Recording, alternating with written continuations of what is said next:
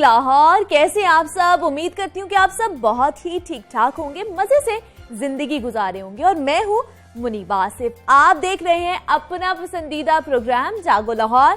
आज जुम्मे का बारबरकत दिन है और आप देख सकते हैं मेरी तैयारी भी जुम्मे के लिहाज से ही थी। और कहा जाता है कि जुम्मे को दिनों का सरदार भी कहा जाता है और इस दिन की कुरान और हदीस में भी बहुत ज्यादा फजीलत बयान की गई है। इस दिन के मुतालिक हुजूर पाक सल्लल्लाहु अलैहि वसल्लम फरमाते हैं कि जुम्मे का दिन 12 सातों वाला दिन है। इसमें एक सात ऐसी है कि जब कोई मुसलमान इस सात को पाकर अल्लाह ताला से मांगता है तो अल्लाह उसे जरूर देता है। तो इस दिन अल्लाह ताला से जरूर मांगे और बेशक अल्लाह ही दुआएं हमारी पूरी करने वाला है। जुम्मा भी जरूर पढ़िएगा आप। और हमने बहुत सारी बातें करनी है जनाब, बहुत से अहम इश्यूज पर बात भी करनी है और उनके हल भी ढूंढने हैं। लेकिन सबसे पहले नजर डाल लेते हैं आज की टॉप स्टोरीज पर। लाहौर की 5 सड़कों को भिखारी फ्री बनाने का ऐलान। गाड़ियों के शीशे काले करके फिरने का गैर कानूनी कल्चर। मुल्क से काबिलियत की हिजरत। जवाद अहमद के गाने की धूम भारतीय किसानों में भी। जी तो जनाब, आप टॉप स्टोरीज जान चुके हैं। अहम इश्यूज की जानिब बढ़ने से पहले हमने जानना है आज का मौसम का हाल कि आगे मौसम कैसा रहने वाला है। सर्दी काफी बढ़ गई है और बहुत ज्यादा मौसम भी सर्द होना शुरू हो गया है। तो आगे का मौसम कैसा रहने वाला है ये हमें बताएंगे हमारे नुमाइंदा जो बाहर मौजूद हैं और उनसे जानते हैं कि बाहर का क्या हाल है। मैं तो जब आई थी तब तो मौसम बहुत ज्यादा सर्द था, अब कैसा मौसम है और आगे किस तरह रहेगा वो जानते हैं उनसे। जी बताएं।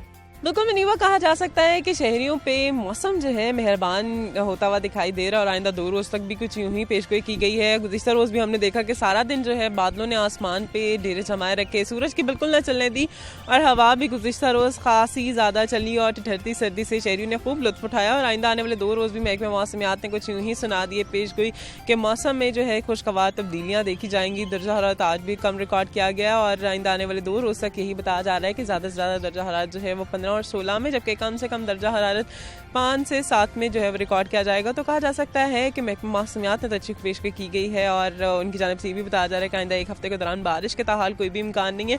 और अगर बारिश हो जाती है तो फिर ये मगरिबी हवाओं का सिलसिला जो है निकलता हुआ दिखाई देगा हफ्ते के रोज से और उसके बाद जो है कोई अगला स्पेल आएगा जिसके साथ थोड़ी बारिश आने के इम्कान जो है वो जाहिर की जा रहे हैं, लेकिन अभी एक पेशगोई नहीं की गई कि वो कब से आएगा। आज सारा दिन मौसम की बिल्कुल यूं ही चलने वाली है कि बादल आसमान पर डेरे जमाए रखेंगे, लेकिन थोड़ी सी देर के लिए ये बताया जा रहा है कि सूरज भी बाहर आएगा और अपनी किरणें भी खेलेगा। लेकिन ओवरऑल अगर देखा जाए तो मौसम कुछ यूं ही रहने वाला है। क्लाउडीनेस छाई रहेगी और यकीनन शहरियों के लिए बड़ा अच्छा तोहफा है। जाती जाती सर्दियां हैं और अब ये बताया जा रहा है कि सर्दियों का टेन्योर सिर्फ 1 महीना मजीद जो है वो रिकॉर्ड होगा और उसके बाद सर्दियां ग्रेजुअली जाना शुरू हो जाएंगी। लेकिन आज भी ये बताया जा रहा है सारा दिन कि इस तरह से हवाओं का सिलसिला जारी रहेगा क्योंकि गुज़िश्ता रोज हमने देखा कि 10 किलोमीटर फी घंटा की रफ्तार से हवा चलती रही जिसमें नमी का तनासुब तकरीबन 99% रिकॉर्ड हुआ। जबकि आज ये बताया जा रहा है कि 3 से 4 किलोमीटर फी घंटा की रफ्तार से हवा चलेगी जिसमें नमी का तनासुब तकरीबन 95% रिकॉर्ड होगा। तो कहा जा सकता है कि मौसम काफ़ी अच्छी करवटें ले रहा है और जो धुंध के स्पेल्स हैं वो रात को आते हैं और सुबह के औकात में इसकी डेंसिटी ऑटोमेटिकली कम होना शुरू हो जाती है। मोटरवेज को ज़रूर बंद किया जाता है लेकिन सबसे पहले हद निगाह क्लियर होने के बाद खोल दिया जाता है। तो कहा जा सकता है कि 20 जनवरी तक ये सिलसिला धुंध का इसी तरह से जारी रहेगा और उसके बाद ये बताया जा रहा है कि धुंध के स्पेल्स जो हैं वो आना बंद हो जाएंगे। जी शुक्रिया बहुत आपका कि आपने मौसम की सूरत हाल से हमें आगाह किया है। आपने भी मौसम जाना है कि किस तरह का मौसम रहने वाला है तो उस हिसाब से आपने कपड़े पहनने हैं, अपना ख्याल रखना है। जी बढ़ते हैं आज की अच्छी बात की तरफ। तो कहते हैं कि इंसान परेशान उस वक्त होता है जब उसके दिल में किसी बड़े मकसद के हसूल की ख्वाहिश पैदा हो जाती है लेकिन उसके मुताबिक सलाहियत नहीं होती। सुकून के लिए जरूरी है कि या तो ख्वाहिश कम की जाए या अपनी सलाहियत को बढ़ा दिया जाए। हर ख्वाहिश के हसूल के लिए एक अमल होता है, अमल ना हो तो वो ख्वाहिश एक ख्वाब बन जाती है। हम जैसे आकबत चाहते हैं वैसा अमल करना चाहिए। जो ये कॉल है हजरत वासिफ अली वासिफ का और 20वीं सदी के मारूफ शायर, मुसन्निफ, कॉलम निगार और सूफी वासिफ अली वासिफ का आज यौम पैदाइश मनाया जा रहा है। वासिफ अली वासिफ 15 जनवरी 1929 को शाहपुर खुशाब में पैदा हुए। वो लगभग 12 किताबों के मुसन्निफ रहे हैं जिनमें शेरो शायरी के अलावा एक अंग्रेजी किताब भी शामिल है जिसे द बीमिंग सोल 1988 कहा जाता है। उनके मशहूर किताबों में कतरा कतरा कुलजुम, हरफ हरफ हकीकत, दिल दरिया समंदर और बात से बात और दीगर किताबें भी शामिल हैं जनाब। वो 18 जनवरी 1993 को इंतकाल कर गए थे। जनाब, अब हमने बात करनी है उन लोगों की जिनकी तादाद में दिन ब दिन इजाफा हो रहा है। आज मैं ऑफिस आते हुए नोट कर रही थी कि हमारे शहर लाहौर की सड़कों पर गदागरों का राज दिन ब दिन बढ़ता जा रहा है। आप किसी भी चौक चौराहे से गुजरे तो गदागरों की एक लंबी फौज आप पर हमला कर देती है। रंग बिरंगे ढोंग रचाए, माजूरी के बहरूप अपनाए ये गदागर लोग सरेआम लोगों को लूटते हैं। एक सर्वे के मुताबिक अगर मैं आपको बताऊं तो लाहौर की सड़कों पर 10,000 से ज्यादा भिखारी मौजूद हैं। इन प्रोफेशनल भिखारियों की तादाद में दिन ब दिन इजाफा होता जा रहा है। दूसरी तरफ अगर इंतजामिया की जानिब से बात की जाए तो ऐसा इकदाम भी उठाए जा रहे हैं उनकी तरफ से, और शहर की 5 मॉडल शाहराहों और चौक चौराहों में गदागरी पर पाबंदी आयद कर दी गई है, जिनमें मॉल रोड शामिल है, जेल रोड है, मेन बुलेवार्ड गुलबर्ग है, MM आलम रोड है और लोअर मॉल को भिखारी फ्री करार दे दिया गया है। जबकि MCL को पाबंद किया गया है कि वो इन सड़कों पर किसी भी भिखारी को दाखिल ना होने दे। लेकिन सवाल यहाँ ये पैदा होता है कि अगर शहर की 5 सड़कों से गदागरों का खात्मा किया जा सकता है तो बाकी सड़कों से क्यों नहीं किया जा सकता? बाकी सड़कों का क्या कसूर है? क्योंकि इन 5 सड़कों पर पाबंदी के बाद ये पेशावर गदागर दूसरी सड़कों का रुख कर लेंगे। ऑब्वियसली अगर आप वहां पर उन्हें रोकेंगे तो वो बाकी जो सड़कें हैं वहां पर जाके अपना जो पेशा है या गदागरी है वो तो करेंगे ही करेंगे, उन्होंने बात नहीं आना। तो गदागरी एक बाकायदा प्रोफेशन बनता जा रहा है। इसका खात्मा कैसे मुमकिन है? तो इस पर बात करने के लिए हमारे साथ आज मौजूद हैं समाजी कारकुन है इकरा पारस हमारे साथ मौजूद है। इकरा, मैं वेलकम कहती हूँ आपको शो में। कैसी हैं आप? Thank you so much, I am good, how are you? I am good. Iqra, आज हमने बात करनी है उन लोगों से जिनके दिन ब दिन इजाफा हो रहा है। आप समाजी कारकुन हैं, तो क्या वजह आपको क्या लगती है कि जो गदागर है इनकी तादाद में क्यों दिन ब दिन इजाफा होता जा रहा है? बहुत सारी वजूहात हम लोग देखते हैं। समाजी बुराइयों के पीछे हमारी माशरे की जड़ों में मौजूद बहुत सारी खराबियां मद्देनजर रखनी चाहिए। ठीक है। उसमें सबसे पहली चीज़ जो मुझे खुद फील होती है कि कोई भी काम करने का एक मुश्किल तरीका होता है जिसमें आपको मेहनत करनी पड़ती है और एक बहुत आसान तरीका होता है। गदागरी एक बहुत आसान पेशा है जिसको इख्तियार करके आप सड़क पे खड़े होकर चंद लोगों से पैसे मांगते हैं और मेहनत करने वाले लोगों से 10 गुना ज्यादा रकम कमा रहे हैं। जब आपको इतना ज्यादा रिटर्न मिलना शुरू हो जाए एक बहुत आसान काम से कि आपने किसी के आगे हाथ फैलाया, 10-15 लोगों के आगे हाथ फैलाया और उससे आपको इतनी इनकम हो गई जो किसी मेहनत मजदूरी करने वाले इंसान को जाके लेता है, 1 महीने बाद मिल रही है। जिस तरह आपको पता होगा पिछले दिनों एयरवाई न्यूज ने एक न्यूज ब्रेक की कि जी कोयटा के अंदर एक गदागर को एक गाड़ी ने टक्कर मारी और वो बेहोश हो गए और हॉस्पिटल जाके उनकी जेब से 1 लाख रुपया निकल रहा है। अब 1 लाख रुपया किसी मजदूरी पेशा बंदे के बारे में आप सोचें या किसी भी अगर आप किसी बड़े एक गदागर की जेब से निकल रहा है तो ये एक बहुत बड़ी बात है। एग्जैक्टली 1 लाख और मैं तो कहती हूँ ये किसी आम इंसान के लिए सुन के मोटिवेशन हो जाएगी कि पूरे साल में अगर वो बेचारे 1 महीने में 20-25 हजार की आम इनकम ले रहे हैं और उनको एकदम से 1 लाख रुपया 1 महीने के अंदर मिले या चंद दिनों के अंदर एक्चुअली मिले तो वो क्यों नहीं ऐसा करेंगे? तो मुझे ऐसा लगता है कि बहुत ईजी पेशे के तौर पे पोर्ट्रे किया जा रहा है इसको, लोगों की सिंपैथी को गेन किया जा रहा है। पाकिस्तानी माशरा वो माशरा है जिसमें डोनेशंस से ज्यादा दी जाती है। बिल्कुल। तो ऐसे लोग जिनको एक तरबियत अच्छी नहीं मिल रही, एक सोशल स्टेटस अच्छा नहीं मिला हुआ। आप क्या कहती हो कि इन लोगों ने अपना जो है बना लिया हुआ है, पेशा बना लिया हुआ है, या हमारे जो गरीब तबका है उसकी ये मजबूरी बन गई हुई है मांगना? अच्छा, इसमें 2 तरह की चीजें होती है। मैं ये नहीं कहती कि जो अभी भी मांग रहे हैं जिनका पेशा भी है उनकी मजबूरी नहीं है, मजबूरी तो है ऑब्वियसली। आप अब हम लोगों को या किसी भी मिडिल क्लास इंसान को देखें तो हर किसी के घर में कोई बीमार इंसान भी होता है, एजुकेशन की नीड्स होती है, घर का वैसे खर्चा होता है, बहुत सारी इश्यूज हम लोग को फेस करने पड़े होते हैं और उसमें पैसों की नीड सबको होती है।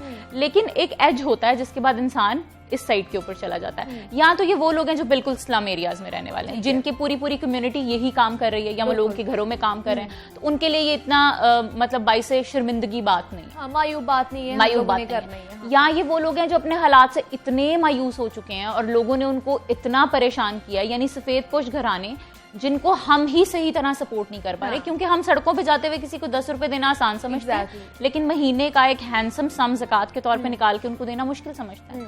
तो जब हम इस तरह के बिहेवियर को सपोर्ट कर रहे हैं तो ये एज अ पेशा परवान चढ़ रही है चीज, बिल्कुल और लोग इसको मायूब नहीं समझ रहे बिल्कुल हैं। ऐसे ही है। और अगर हम इन लोगों को दे रहे हैं और जो गरीब और वो जो मुस्तहिक लोग हैं, जो सफेद पोश लोग हैं, उन तक नहीं चीजें पहुंचेंगी तो मेरे ख्याल से वो भी इस साइड पे आने की कोशिश करेंगे। इंसान एक, मैंने आपको कहा ना, एक एज आती है, साइकोलॉजिकल फिनोमिनन बन जाता है कि एक इंसान एक इतनी मजबूरी में होता है और वो देखता है कि मतलब कुरान पाक में हुक्म है कि ये लोग तुमसे लिपट कर फरियाद नहीं करेंगे, you have to find the people and then support them financially. हम सबसे, हमारी कौम और पाकिस्तान को समझा जाता है ये सबसे ज्यादा खैरात देती है, एग्जैक्टली, लेकिन फिर भी मांगने वाले बढ़ते जा रहे हैं, शायद इसीलिए बढ़ते जा रहे हैं कि हम खैरात ज्यादा दे रहे हैं, क्योंकि हम we are like very kind hearted people, जज्बाती कौम है मुसलमान, हमेशा से जज्बाती कौम रहे हैं। अब किसी को दुख तकलीफ परेशानी में देख के इंसान को पहला ख्याल, ये थर्ड वर्ल्ड कंट्रीज का एक बड़ा आप कह दें अफसोसनाक हिस्सा है कि जब हम किसी इंसान को देखते हैं और कि वो हमारे सामने मांग रहा है तो हमें लगता है कि जिस जिंदगी में हमें हासिल है ना प्रिविलेज, उनसे उनको थोड़ा सा निकाल दिया जाए तो शायद हम इसी जगह पे हों।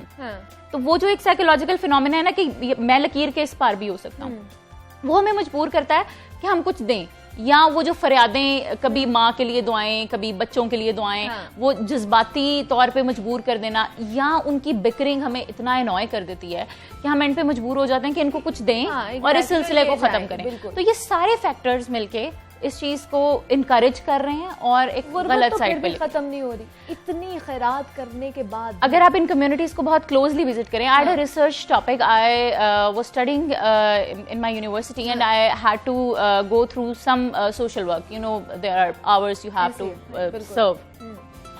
मुझे उसमें रिसर्च करने का मौका मिला और मुझे उसमें ये बात पता चली कि ये गदागर पेशा लोग एक महीने में लाखों कमाते हैं। इनके पूरे सिस्टम्स होते हैं, इनके बहुत ज्यादा, आप देखेंगे कोई भिखारी औरत मांग रही होगी, उसके हाथ में एक बच्चा होगा जो हमेशा सोया हुआ होगा, या उसने कोई पीछे बच्चा बांधा होगा जो बिल्कुल बेहोश होगा, या 5-7 साल के बच्चे को आपके पास आके, हमारे घर में 5-7 साल के बच्चे होते हैं, उनको स्क्रिप्ट याद नहीं होते, उनको ये परेशानियां और मुसीबत, वो उनको ट्रेन कर रहे हैं और फिर जब उनको वो पैसे मिल रहे हैं तो वो अपना लिविंग स्टैंडर्ड इंप्रूव नहीं कर रहे हैं, वो अपनी जिंदगी में कोई बेहतरी नहीं ला रहे हैं। वो उन पैसों को हासिल करके वो तमाम मैं कहूंगी अयाशियां अपने लिए अवेल करने के बावजूद उन्हीं झोंपड़ियों में रह रहे हैं, वही फटे कपड़े पहन रहे हैं ताकि ये इनकम मुसलसल आती रहे। और ये एक पूरा माफिया बन चुका है जो नीचे से ऊपर तक सर्व करी जा रहा है। वो एक बच्चा दिन में 1500 से 2000 कमा रहा है, एक बड़ा बैगर जो क्राउड को कंट्रोल कर रहा है, एक सड़क को कंट्रोल कर रहा है, एक सिग्नल को कंट्रोल कर रहा है, माफिया है जो सरपरस्ती कर रहा है इनकी। ऑब्वियसली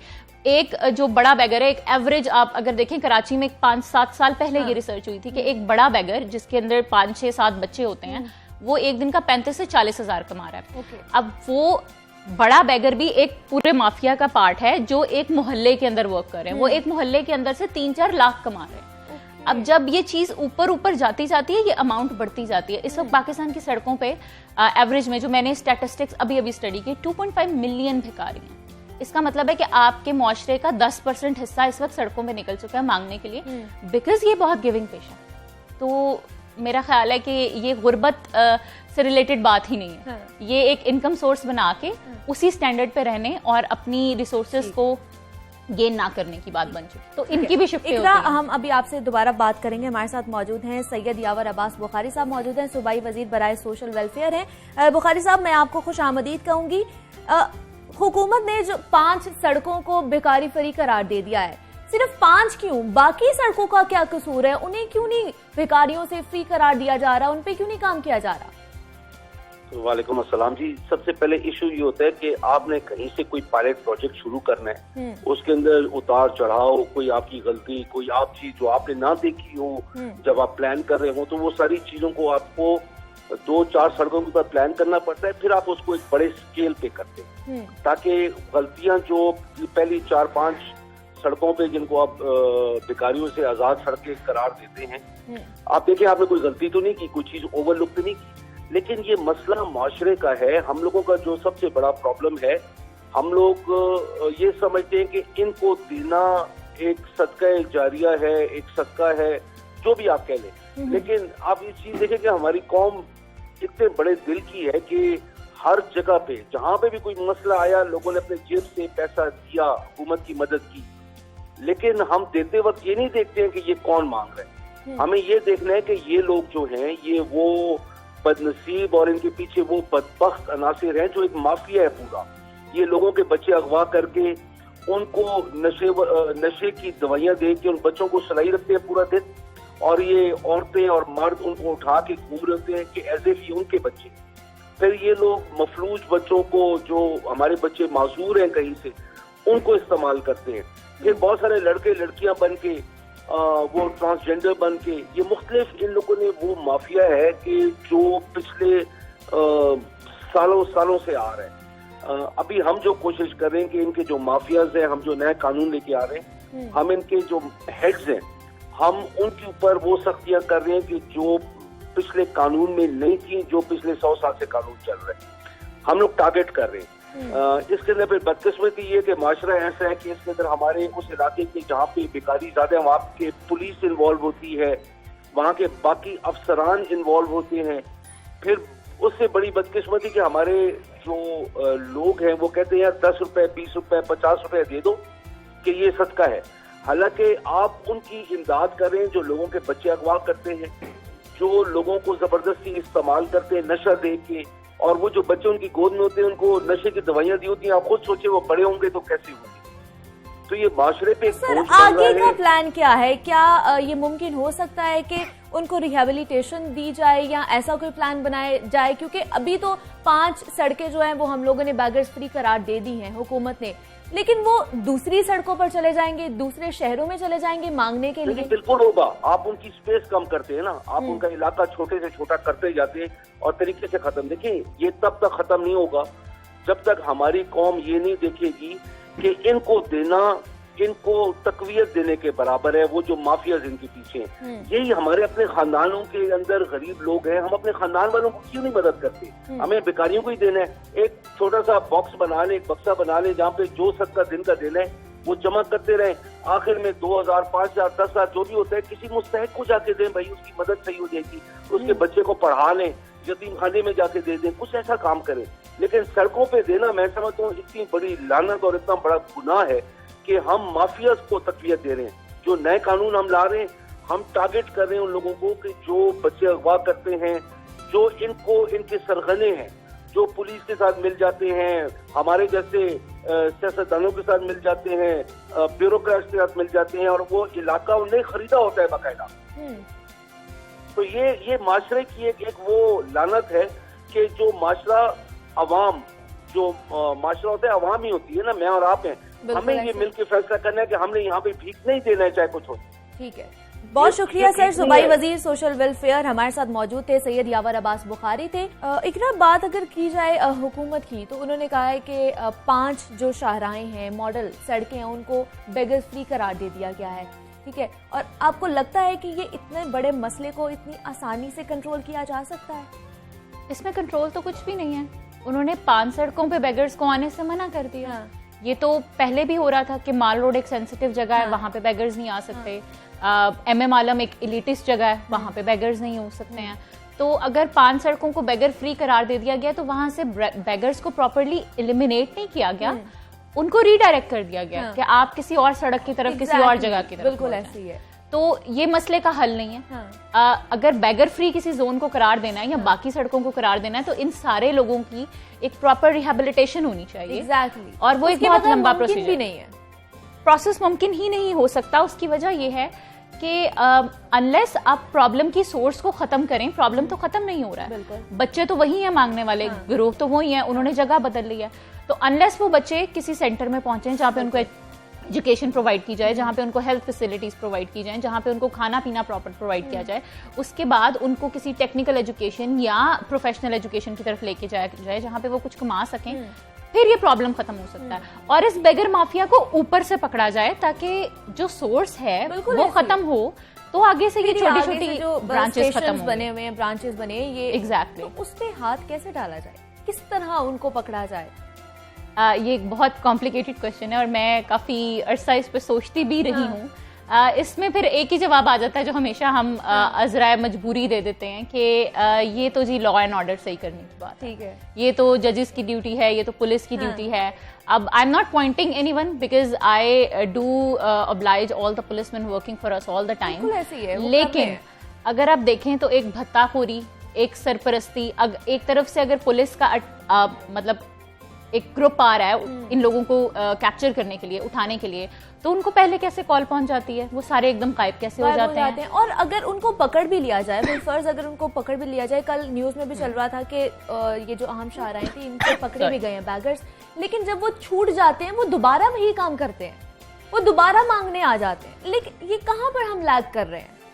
हम एक्चुअली लैक इस चीज में कर रहे हैं कि हम जड़ को ही खत्म नहीं कर रहे। अगर एक मुसलसल सिलसिला चलता रहेगा कि ऊपर से माफिया काम कर रहा है, वो इसमें अब बहुत बड़ा फैक्टर है ह्यूमन ट्रैफिकिंग का, दूसरे शहरों से, गरीब इलाकों से, सिंध के अंदरूनी हिस्सों से, जनूबी पंजाब से बच्चों को अगवा कर लिया जाता है, उनको ला के ऐसे बड़े शहरों के अंदर, बड़ी अफसोस के साथ मैं कहती हूँ कि डिसेबल कर दिया जाता है ताकि भीख ज्यादा मिले, और ये सिलसिला चलता जा रहा है। अगर हम अपने लॉ एंड ऑर्डर को सही नहीं कर रहे, एक बच्चा किसी शहर में अगवा हुआ है, उसके पेरेंट्स ने एक रिपोर्ट दायर की है, उसी शहर में जहां कस्टम की एक गाड़ी गुजारना हमारे लिए इम्पॉसिबल होता है, वहां से एक पूरा बच्चा एक जगह आ जाता है और फिर वो चल रहा है। तो इसमें हमें अपने लॉ एंड ऑर्डर पे बहुत ज्यादा वर्किंग की जरूरत है, इस पे हमें अपनी पुलिस की कारकर्दगी बेहतर करने की जरूरत है, इस पे हमें अपना जजेस को इतना एम्पावर करने की जरूरत है कि वो इस चीज को खत्म कर सकें। इकरा, हमारे तो यहाँ पर बैतुल माल भी है, इदारा है, सिक्योरिटी इदारा भी है जो इन पे काम भी करते हैं, तो आपको लगता है कि ये लोग अपना काम सही से सरअंजाम नहीं दे रहे, जिसकी वजह से इनकी तादाद बढ़ती जा रही है? ऐसा बिल्कुल नहीं है। मुझे ऐसे लगता है कि ये इदारे वो सारा कुछ कर रहे हैं, जितनी प्रिविलेजेस या जितनी रिसोर्सेज उनको प्रोवाइड की गई हैं। अगर हम यहाँ पे बैठे हैं और हमें इस शो के लिए प्रॉपर फंड ही ना मिले तो क्या हम इसे होस्ट कर सकते हैं? हम नहीं कर सकते। इसी तरह अगर उनके सेंटर के अंदर 450 बच्चों की तरबियत की जगह, तो वो 450 बच्चों की तरबियत ही कर सकेंगे।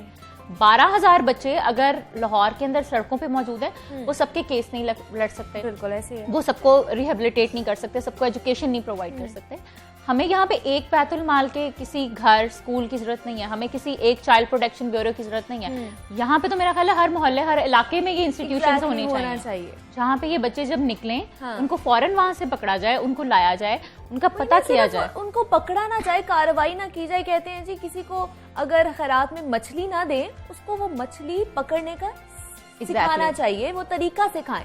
हमें यहाँ पे पकड़ लेते हैं, कार्रवाई कर ली जाती है, लेकिन उनको कुछ आगे का नहीं बताया जाता। मैं इस पे यही कहूंगी कि हमारे डिग्री होल्डर ऐसे लोग हैं जो बैचलर्स करने के बाद, MBA करने के बाद, मास्टर्स करने के बाद जॉबलेस हैं। बिल्कुल। अब हम उनको ही नहीं बता पा रहे हैं कि you have to go into the mainstream of business world. आपको एंटरप्रेन्योर्स बनना है, आपको बिजनेस स्टार्ट करने हैं, आपको अपना रिसोर्स खुद जनरेट करना है, आपने बल्कि मुआशरे में जॉब्स डिस्ट्रीब्यूट करनी है। वहां पे ये बच्चे तो बिल्कुल किसी जुमरे में नहीं आ रहे। जरूरत इस चीज की है कि इनको पढ़ाया जाए, फिर इनको टेक्निकल एजुकेशन प्रोवाइड की जाए, इनको वोकेशनल ट्रेनिंग्स प्रोवाइड की जाए, फिर इनको किसी रोजगार पे लगाया जाए।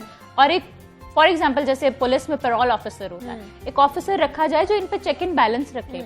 और अगर हम लोग हर साल 1000-1500 बच्चों पे वर्किंग करें तो शायद 10 साल में ये बैगर माफिया किसी कंट्रोल में आ सकती है, खत्म हो सकती है। और बड़े अफसोस के साथ मुझे ये भी बताना पड़ रहा है कि ये बच्चे, अगर आप इनको अप्रोच करें, आप इनके पास जाएं, इनसे बात करने की कोशिश करें, तो कोई फर्जी अम्मा जान, कोई चाचा जान, कोई मामू, कोई दूसरा बच्चा फौरन आ जाता है। इन बच्चों को वहां से किसी सेंटर में पहुंचाना ही बहुत बड़ा मार्ग है। उसके लिए हमें सिक्योरिटी की जरूरत होती है, उसके लिए हमें लॉ की बहुत ज्यादा बैकिंग की जरूरत होती है, उसके लिए हमें इनके कोई ID कार्ड्स नहीं होते, इनको अपने अक्सर माँ बाप का पता नहीं होता।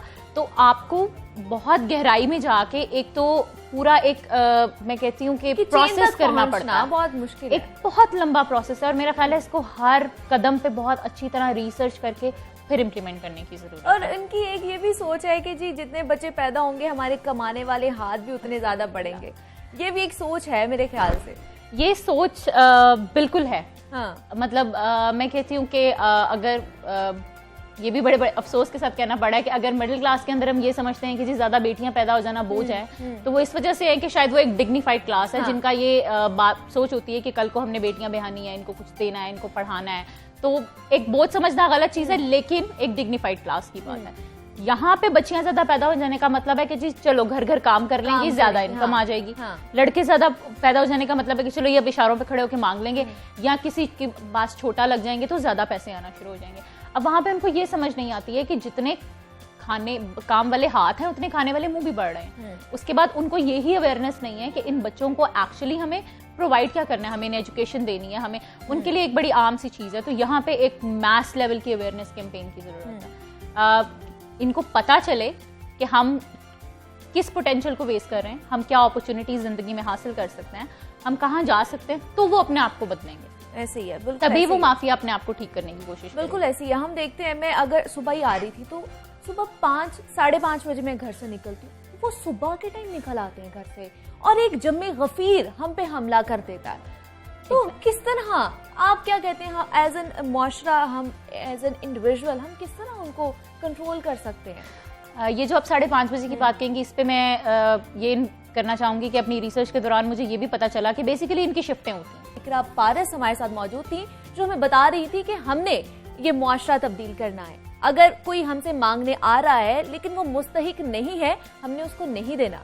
हमने अगर खैरात देनी है तो मुस्तहिक लोगों तक पहुंचानी है ताकि हमारा मुआशरा भी ठीक हो सके। और हुकूमत भी इकदामात कर रही है इनके खिलाफ, बैगर्स के खिलाफ, और उम्मीद करते हैं कि उनके जो इकदामात है, नई पॉलिसी है, वो कारामद साबित होगी। जनाब, और भी बहुत सी बातें करनी है लेकिन इस शॉर्ट ब्रेक के बाद।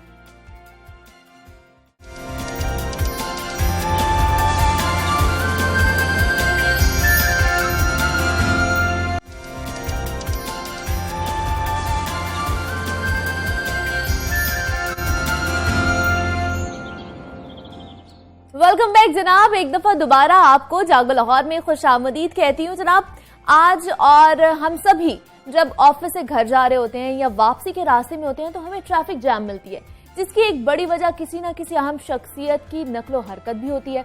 दुनिया के मुहज़्ज़ब और तरक्की याफ्ता ममालिक में VIP कल्चर को इंतहाई बुरी नजर से देखा जाता है और इन ममालिक के हुक्मरान अवाम के रास्ते रोकने का तस्वुर ही नहीं कर सकते। लेकिन अगर पाकिस्तान की बात की जाए तो पाकिस्तान में VIP कल्चर दरअसल एक ज़हनियत का नाम है जिसे पाकिस्तान के अशराफिया तबके ने अपना रखा है, जो माशरे में एहसास कमतरी को फरोग देता है।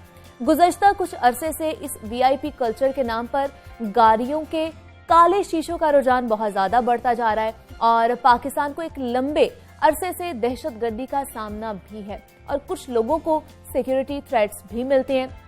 लेकिन यहाँ जिसे देखो वो गाड़ी के काले शीशे करके घूम रहा होता है, जिसका थोड़ा सा असर रसूख बढ़ जाता है वो इसका इजहार गाड़ी के काले शीशे करके करता है। लेकिन अब इंतजामिया को होश आने लगा है और इस VIP कल्चर के खात्मे का फैसला कर लिया गया है। सरबराह लाहौर पुलिस गुलाम महमूद डोगर की जानिब से काले शीशों वाली व्हीकल्स के खिलाफ कार्रवाई करने का भी हुक्म दे दिया गया है। और गाड़ियों के शीशे क्यों काले किए जाते हैं, इस हवाले से कानून क्या कहता है और ये कल्चर मुआशरती रवैयों में क्या तब्दीली लाता है, इस पर बात करने के लिए हमारे साथ मौजूद हैं आज माहिर नफ्सियात हैं डॉक्टर उस्मा सदाकत हैं और उनके साथ हमें ज्वाइन करेंगे माहिर कानूनदान होंगे वकास अब्रेज खान। सबसे पहले मैं डॉक्टर उस्मा सदाकत आपको खुशामदीद कहती हूँ, कैसी हैं आप? बिल्कुल ठीक, थैंक यू। तो उस्मा, हमने देखा कि एक काले शीशों का बड़ा रवाज आ गया है, ठीक है, सिक्योरिटी थ्रेट्स भी होंगे बहुत से लोगों को, लेकिन अब हर कोई काले शीशे लगाकर बैठ जाता है। तो ये क्या साइकोलॉजिकल उसमें एस्पेक्ट में क्या कहा जाएगा इसको? अच्छा, एक तो वजह आपने खुद ही बयान कर दी कि हमारे यहाँ पे चूंकि सिक्योरिटी के थ्रेट्स भी काफी ज्यादा हैं, जिसकी वजह से कुछ लोगों को एग्जेम्प्ट किया जाता है कि वो काले शीशों का इस्तेमाल जो है वो कर सकते हैं। लेकिन बहुत सारे वडेरे या बहुत सारे जो पंजाब में अगर हम देख रहे हैं तो चौधरी बरादरान जो हैं वो काले शीशों का इस्तेमाल करते हैं, जिसकी महज वजह जो है कोई सूडो प्राइड लेना होता है कि वो अपने आप को आम लोगों से, जिसे हम अवाम कहते हैं, उससे थोड़ा खवास के अंदर जब जाने की तरफ जाते हैं तो वो कंसिडर करते हैं कि हम कैसे सेग्रीगेट कर सकें कि हम कोई अहम लोग हैं और बाकी आम अवाम जो है वो आम कैटेगरी के अंदर आते हैं। सो उन्हें लगता है कि अगर वो काले शीशों का इस्तेमाल करने की तरफ जाएंगे तो इससे ये सेग्रीगेशन करना ज्यादा आसान है कि जिस गाड़ी में बैठकर वो जा रहे हैं, एक तो वो गाड़ी आम गाड़ियों से थोड़ी ऊंची होती है, सो अगर काले शीशों का इस्तेमाल है तो उन्हें कोई एक सेंस ऑफ प्राइड मिलता है कि अच्छा हम कोई अहम लोग हैं जो कि इस गाड़ी में बैठ के जा रहे हैं। ठीक है, वकास अब्रेज खान भी हमारे साथ मौजूद है, माहिर कानून है। वकास, खुशामदीद कहूंगी आपको मैं जागो लाहौर में। मुझे ये बताइएगा कि हमारा कानून क्या कहता है काले शीशों के हवाले से? देखिए, हमारा जो मोटर व्हीकल ऑर्डिनेंस है वो कतगन आयद करता है, वो एम्बार्गो करता है कि आप ब्लैक शीशे नहीं रख सकते, आप टिंटेड ग्लास नहीं रख सकते। इस हवाले से एग्जम्पशन भी थी लॉ के अंदर के कुछ स्पेसिफिक पर्सनैलिटीज हैं जो पाकिस्तान में जो हमारे सलामती कौंसिल के अदारों से रिलेटेड हैं, जो एम्बेसडर्स हैं, they have right, they have privileges, उनके प्रॉपर्टी है कि वो ब्लैक शीशे रख सकते हैं या टिंटेड ग्लासेस रख सकते हैं। लेकिन जो जहाँ तक एक ऑर्डिनरी सिटीजन की बात है, काम शहरी की बात है, तो उन पे मुकम्मल तौर पे ममानत है और 2016-2018 में मुकम्मल तौर पे इस पे एक अमेंडमेंट भी आई गई और जो मोटर व्हीकल ऑर्डिनेंस था इसको अमेंड किया गया और इसमें आर्टिकल मजीद सेक्शंस को अल्टर किया गया और ये जो एग्जाम्पशन थी इसको भी खत्म करने की कोशिश की गई और मिनिमम लोग जो कि हमारे जो प्रोटोकॉल्स एंजॉय कर सकते हैं वो गवर्नमेंट सर्वेंट्स हैं और सलामती कौंसिल के अदारों के लोग हैं जो कि अपने सिक्योरिटी पर्पस के लिए कर सकते हैं। जहाँ तक फैमिली प्राइवेसी की बात है या हमारे जो एक्सक्यूजेस दिए जाते हैं रोड्स के ऊपर या सड़कों के ऊपर जो भी गाड़ी चलाने वाले लोग हैं कि हमारी फैमिली प्राइवेसी डिस्टर्ब होती है या हमारे टेम्परेचर गाड़ी का जो है अगर गर्मियाँ हैं तो अगर हम ब्लैक शीशे करते हैं या टिंटेड ग्लास हैं तो उससे टेम्परेचर कंट्रोल होता है। मैं ये समझता हूँ ये एक्सक्यूज किसी हद तक भी एक्सेप्टेबल नहीं है चूंकि हमारी जो अवाम है इसकी जो सिक्योरिटी है that is most mandatory, that is most pivotal and pertinent for our law enforcing agencies और वो किसी सूरत में भी कंप्रोमाइज नहीं की जा सकती। लेकिन इस हवाले से मुनीबा मैं ये चीज आपके जरूर गोशगुजार करना चाहूंगा कि जो फाइन है वो बहुत कम है, 300 से लेके 1000 तक फाइन है और मोस्टली जो फाइन किया जाता है हमारे ट्रैफिक एहलकारों की तरफ से वो 300 है और जब तक आप सजाएं नहीं बढ़ाते, फाइन के अमाउंट नहीं बढ़ाते, लोगों के लिए ये just a piece of cake वो काले शीशे करें या टेंटेड ग्लास लेकर घूमे रोड्स के ऊपर, जब उनके पास कोई एहलकार आए उनका चलान करें 300 को सबमिट कराएं और फिर चलते रहे। ये हमारी सोसाइटी के अंदर जो वीआईपी कल्चर है कि जब ये लोग पकड़े जाते हैं एक तो चलान नहीं होता, अगर कोई मिनिस्टर का बेटा है, अगर कोई पॉलिटिशियन का बेटा है दैट इज अनदर डिबेट, अगर कोई ब्यूरोक्रेट का बेटा है that is a separate debate और ये सारी चीजों के बाद अगर चलान होता भी है तो चलान की जो अमाउंट है वो that is nothing to do और बहुत कम है कि एक शख्स जिसके ऊपर चलान किया जाता है उस पर कोई एलिमेंट ऑफ डेटरेंस गुजरता है या उस पर कोई होलनाक सूरत हाल तारी होती है कि ये मेरा फाइन किया जाएगा। लिहाजा एक तो फाइन के अमाउंट को बढ़ा दिया जाए, at the same time being the citizen of state भी हमें ये चीज रियलाइज करने की जरूरत है। मैं एक एग्जांपल जरूर आपके साथ शेयर करना चाहूंगा यूके की, कि यूके के अंदर ये कंसीडर किया जाता है कि कोई कौम कितनी मुहज्जब है, ये इस चीज का इदराक इस बात से किया जाएगा कि वो रोड्स के ऊपर उनका बिहेवियर कैसा है। और सेकेंडली इब्ने हल्दून से पूछा गया कि कौमों की तरक्की के बारे में बताया, उन्होंने कहा कि कौमों की तरक्की न मादी है न माशी है बल्कि कौमों की तरक्की अहलाकियात पे मबनी है। कोई कौम तब तक मजबूत नहीं हो सकती है तरक्की याफ्ता जब तक वो इसी तरह ही है। हम लोगों को खुद को पहले संवारना है, हम इस पे दोबारा भी बात करेंगे। उसमें मुझे बताइए कि हम किस तरह इसको चेंज कर सकते हैं वीआईपी कल्चर को, अच्छा किस तरह निकल सकते हैं इसमें से हम? अच्छा, एक तो हमें वीआईपी कल्चर में से निकलने के लिए जो अपना सोशल फैब्रिक है उसको थोड़ा बेहतर बनाने की ज़रूरत है। हमें एजुकेशन के अंदर ऐसी चीज़ें डालने की ज़रूरत है कि अच्छा रोड पे जो गुजरने वाला है उसके क्या राइट्स होते हैं। जैसे अभी बात ये कर रहे थे तब्रेज़ के यूके के अंदर ये चीज़ है, आप अमेरिका यूके में जाएं तो वहाँ पे जो पेडिस्ट्रियन राइट्स हैं वो सबसे ज़्यादा अहम है। अब जितनी भी बड़ी गाड़ी में आ रहे हैं, अगर कोई आपको पैदल चलता हुआ शख्स जो है वो खड़ा रोड क्रॉस करने की पोजीशन में नजर आता है तो बड़ी गाड़ी रुक जाएगी ताकि वो पर्सन जो है वो अपना रोड क्रॉस कर सके। यहाँ पे हम परसों या कल एक खबर पढ़े थे कि एक वार्डन ने रोका एक शख्स को कि वो गलत सिमत से आ रहा था और उसने उसके ऊपर पिस्तौल तान ली। हमारे यहाँ ये रवैया इख्तियार किया जा रहा है। इसकी वजह यही है कि एक तो हमें हमारे सोशल फैब्रिक में ये जो सोशल या एथिकल वैल्यूज हैं इनका काफी फुकदान है। फिर हमें एजुकेट नहीं किया जाता कि अच्छा गाड़ी अगर आपने रख ली है तो इसका इस्तेमाल किस तरीके से आपको करने की जरूरत है। कवानीन की जो सख्ती है वो भी बहुत ज्यादा नहीं है। जैसे अगर किसी वडेरे का बच्चा है तो वो बड़ी आसानी से उसको कह के पुलिस वार्डन को कि तुम कौन हो मुझे रोकने वाले, वो चले जाएंगे। और बहुत सारे लोग पुलिस वार्डन के कहने पर रुकते भी नहीं, वो अपनी गाड़ी को फराटे से आगे जो है वो भगा के ले जाते हैं। उन्हें पता है कि ये कहाँ मेरे पीछे आएगा, कितनी देर तक मेरा पीछा कर लेगा। सो ये ओवरऑल जो है रिस्पॉन्सिबिलिटी एज ए ह्यूमन हमारे ऊपर आती है कि हम इन इखलाकी आला इक़दार का जो है वो उन्हें डेमोन्स्ट्रेट करने की तरफ जाएं। और ये चीज़ बच्चों को स्कूल से ही एजुकेट अगर हम करना शुरू कर दें, घरों में बच्चों को एजुकेट करना शुरू कर दें तो फिर बड़े होते तक उनके अंदर तक ये चीज़ पेनिट्रेट कर जाएंगी। लेकिन आज हम कहें कि कोई एडल्ट्स लोग हैं तो हम उन्हें कुछ सिखाना शुरू करें तो उनका बड़ा एक पेट सा फिक्रा होता है कि हमारे तो बाप दादा भी यही करते रहे हैं, अब हमने क्या बदलना है, बिल्कुल सो हम तो ऐसे ही ऐसे ही हैं, हम ऐसे ही चलेंगे। मतलब हमारे घर से ही एक रिवायत शुरू हुई हुई है छोटी और- एज से अगर हम ये करना शुरू करेंगे चेंज, तो तब चेंज जो है वो आने की तरफ जाएगा। बिल्कुल ऐसा ही है। वकास, मैं आपसे जानना चाहूंगी, हुकूमत ने एक इस पे तो पाबंदी आयद कर दी है, लेकिन एक खास डिजाइन की नंबर प्लेट लगाने का भी हुक्म दे रखा है, लेकिन हम आराम से गैर नमूना नंबर प्लेट से लगाकर फिर रहे हैं, ऐसा क्यों है? देखिए, मैंने जिस तरह से पहले गुजारिश की कि हमारी सोसाइटी के अंदर इखलाकी इक़्तिदार को तो कभी फॉलो नहीं किया जाता। डाइसी से जब पूछा गया कि यूके के पास अपना कॉन्स्टिट्यूशन नहीं है तो ये लोग कैसे अपने लॉज को फॉलो करते हैं, तो उसने बड़ा जबरदस्त जवाब दिया, it has written on the hearts of people, ये लोगों के दिलों पे लिखा है। जब तक हम इखलाकी तबार से मजबूत नहीं होंगे, हमें ये पता नहीं होगा कि हमने नंबर प्लेट गलत इस्तेमाल नहीं करनी। अगर कोई ट्रैफिक वार्डन हमें रोकता है तो हमारी सेफ्टी के लिए हमारी सिक्योरिटी पे मामूर किया गया है और हमारे टैक्स के पैसों से उसको सैलरी दी जाती है, हमारा हिफाजत उसका फर्ज है, तो हम उसके साथ क्यों उलझे, हम क्यों लड़ाई करें? जो डॉक्यूमेंट वो रिक्वायर करता है, अगर वो हमसे लाइसेंस मांगता है तो लाइसेंस रखना ये हमारी जिम्मेदारी है, ये हमारी लायबिलिटी है बतौर दी सिटीजन ऑफ स्टेट। अगर वो हमसे कोई गाड़ी के दस्तावेजात मांगता है तो हमारी सोसाइटी के अंदर बहुत सारी ऐसी गाड़ियां हैं जो कि जेली रजिस्ट्रेशन के साथ, जो कि चोरी की गाड़ियां हैं, डेफिनेटली उसके पास ये राइट मौजूद है कि वो आपको चेक करे।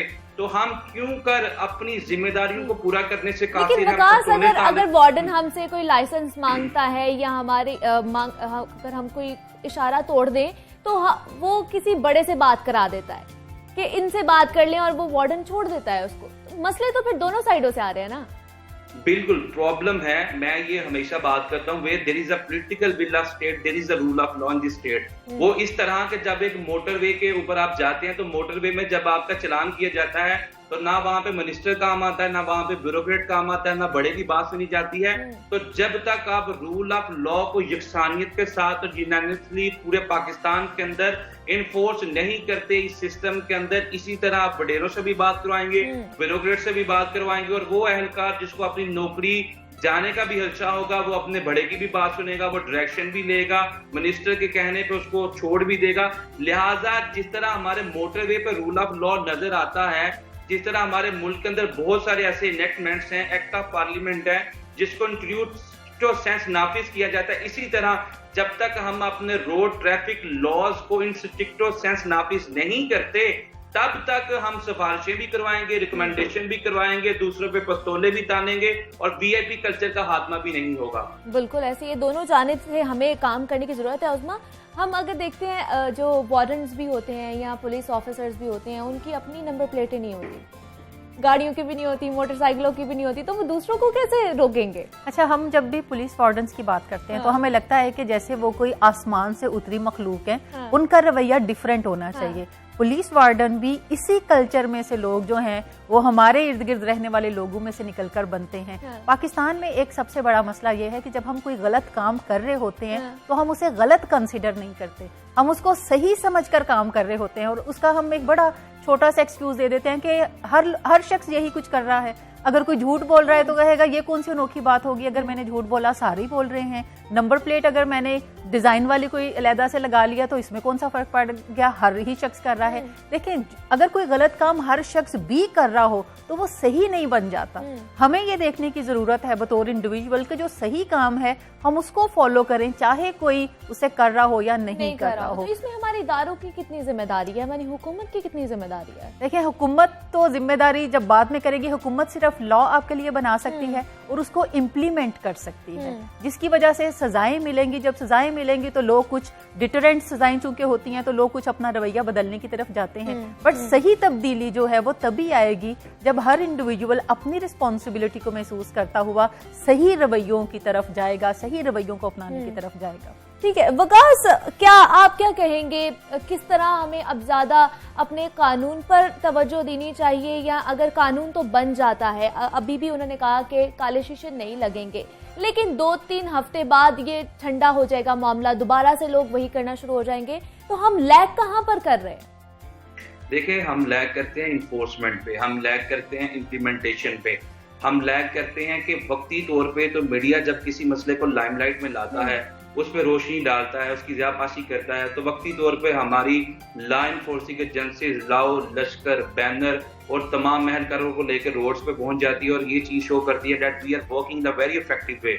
लेकिन वक्त गुजरने के साथ साथ जब बर्फ पिघलनी शुरू होती है तो वो सारे के सारे लोग जो है इनकी परफॉर्मेंस जो है वो पानी के बुलबुलों की तरह और हवा के गुब्बारों की तरह महसूस होती है कि आंख झपक के खत्म हो जाती है। और आपने बिल्कुल दुरुस्त कहा, you have absolutely put the nail on the head के 2-3 हफ्ते गुजरने के बाद वो तमाम तहरीकें, वो तमाम मूवमेंट्स और वो ये तमाम लोगों को घेरा तंग करने की जो बातें की जाती हैं वो तहरीकें दम तोड़ जाती हैं।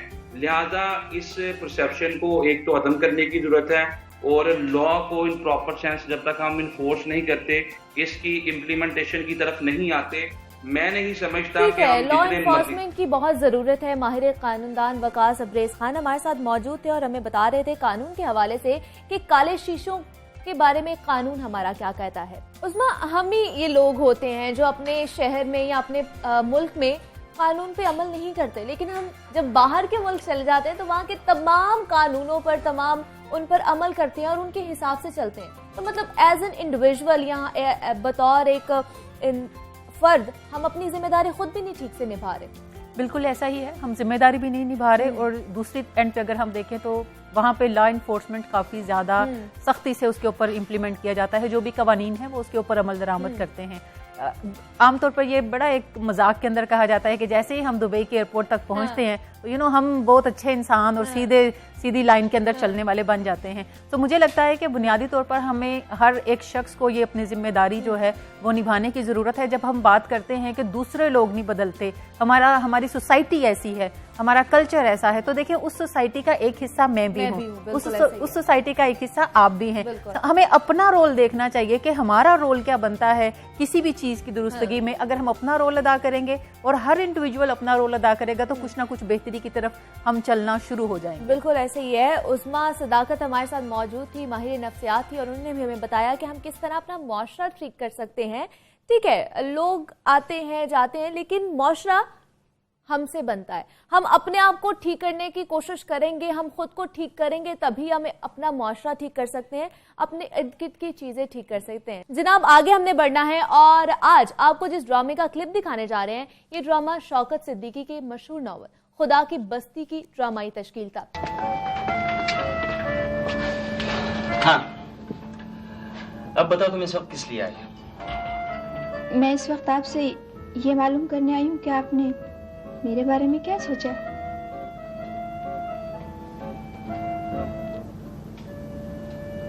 शायद आज के बाद मैं आपसे फिर कभी ना मिल सकूं।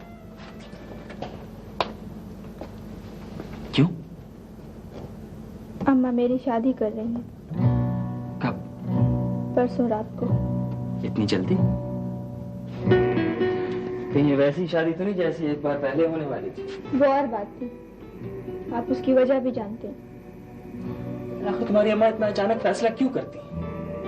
अम्मा की तबीयत बहुत खराब है, बार बार कहती हैं मैं अब बचूंगी नहीं। वो चाहती हैं जल्द से जल्द मेरा ब्याह हो जाए। वो अपनी जिंदगी से नाउम्मीद हो चुकी है। मैं अपनी मसरूफियत में ऐसा फंसा कि मैं दोबारा देखने भी ना जा सका। ताना मैं बहुत शर्मिंदा। मैंने यहाँ आकर आपको खामखा परेशान कर दिया। वो क्या करता है? पिछले घर में मुलाजिम है। रिश्तेदार? अम्मा को पसंद? हाँ। और तुम्हें?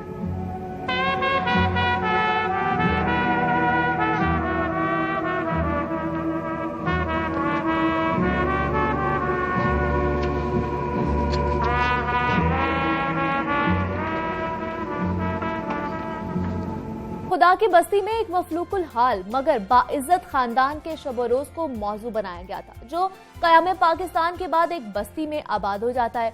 यहाँ इसका हर तरह के मौशरती मौशी मसाइल और बाइख्तियार लोगों को रेशा दवानियों से वाबस्ता पड़ता है।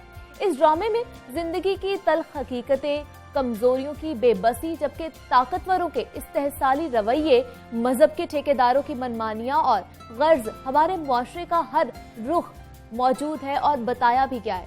मैं दिल पे जबर करूंगा, तुझे भुला दूंगा, मरूंगा खुद भी, तुझे भी कड़ी सजा दूंगा। ये तेरगी मेरे घर का ही क्यों मुकद्दर हो, ये तेरगी मेरे घर का ही क्यों मुकद्दर हो, मैं तेरे शहर के सारे दिए बुझा दूंगा। नाजरीन, ये खूबसूरत अल्फाज कहने वाले उर्दू जुबान के मारूफ शायर मोहसिन नकवी की आज 25वीं बरसी मनाई जा रही है। उनके कलाम में इंसानी रवैयों के रंग झलकते हैं और मोहसिन नकवी 5 मई 1947 को डेरा गाजी खान के मोहल्ले सादात में पैदा हुए थे। उनका मुकम्मल नाम सैयद गुलाम अब्बास नकवी था। शेर कहने के लिए मोहसिन बतौर तखल्लुस इस्तेमाल किया करते थे। मोहसिन मुख्तलिफ अखबारात में भी कॉलम भी लिखा करते थे। जब उन्होंने फिक्रे जदीद शाया किया तो अदबी हलकों में तहलका मच गया और पाकिस्तान भर के अदबी हलकों में मोहसिन नकवी का नाम पहुंच गया था और कॉलेज में भी उनके अदबी कदकाठ में भी इजाफा हो गया था।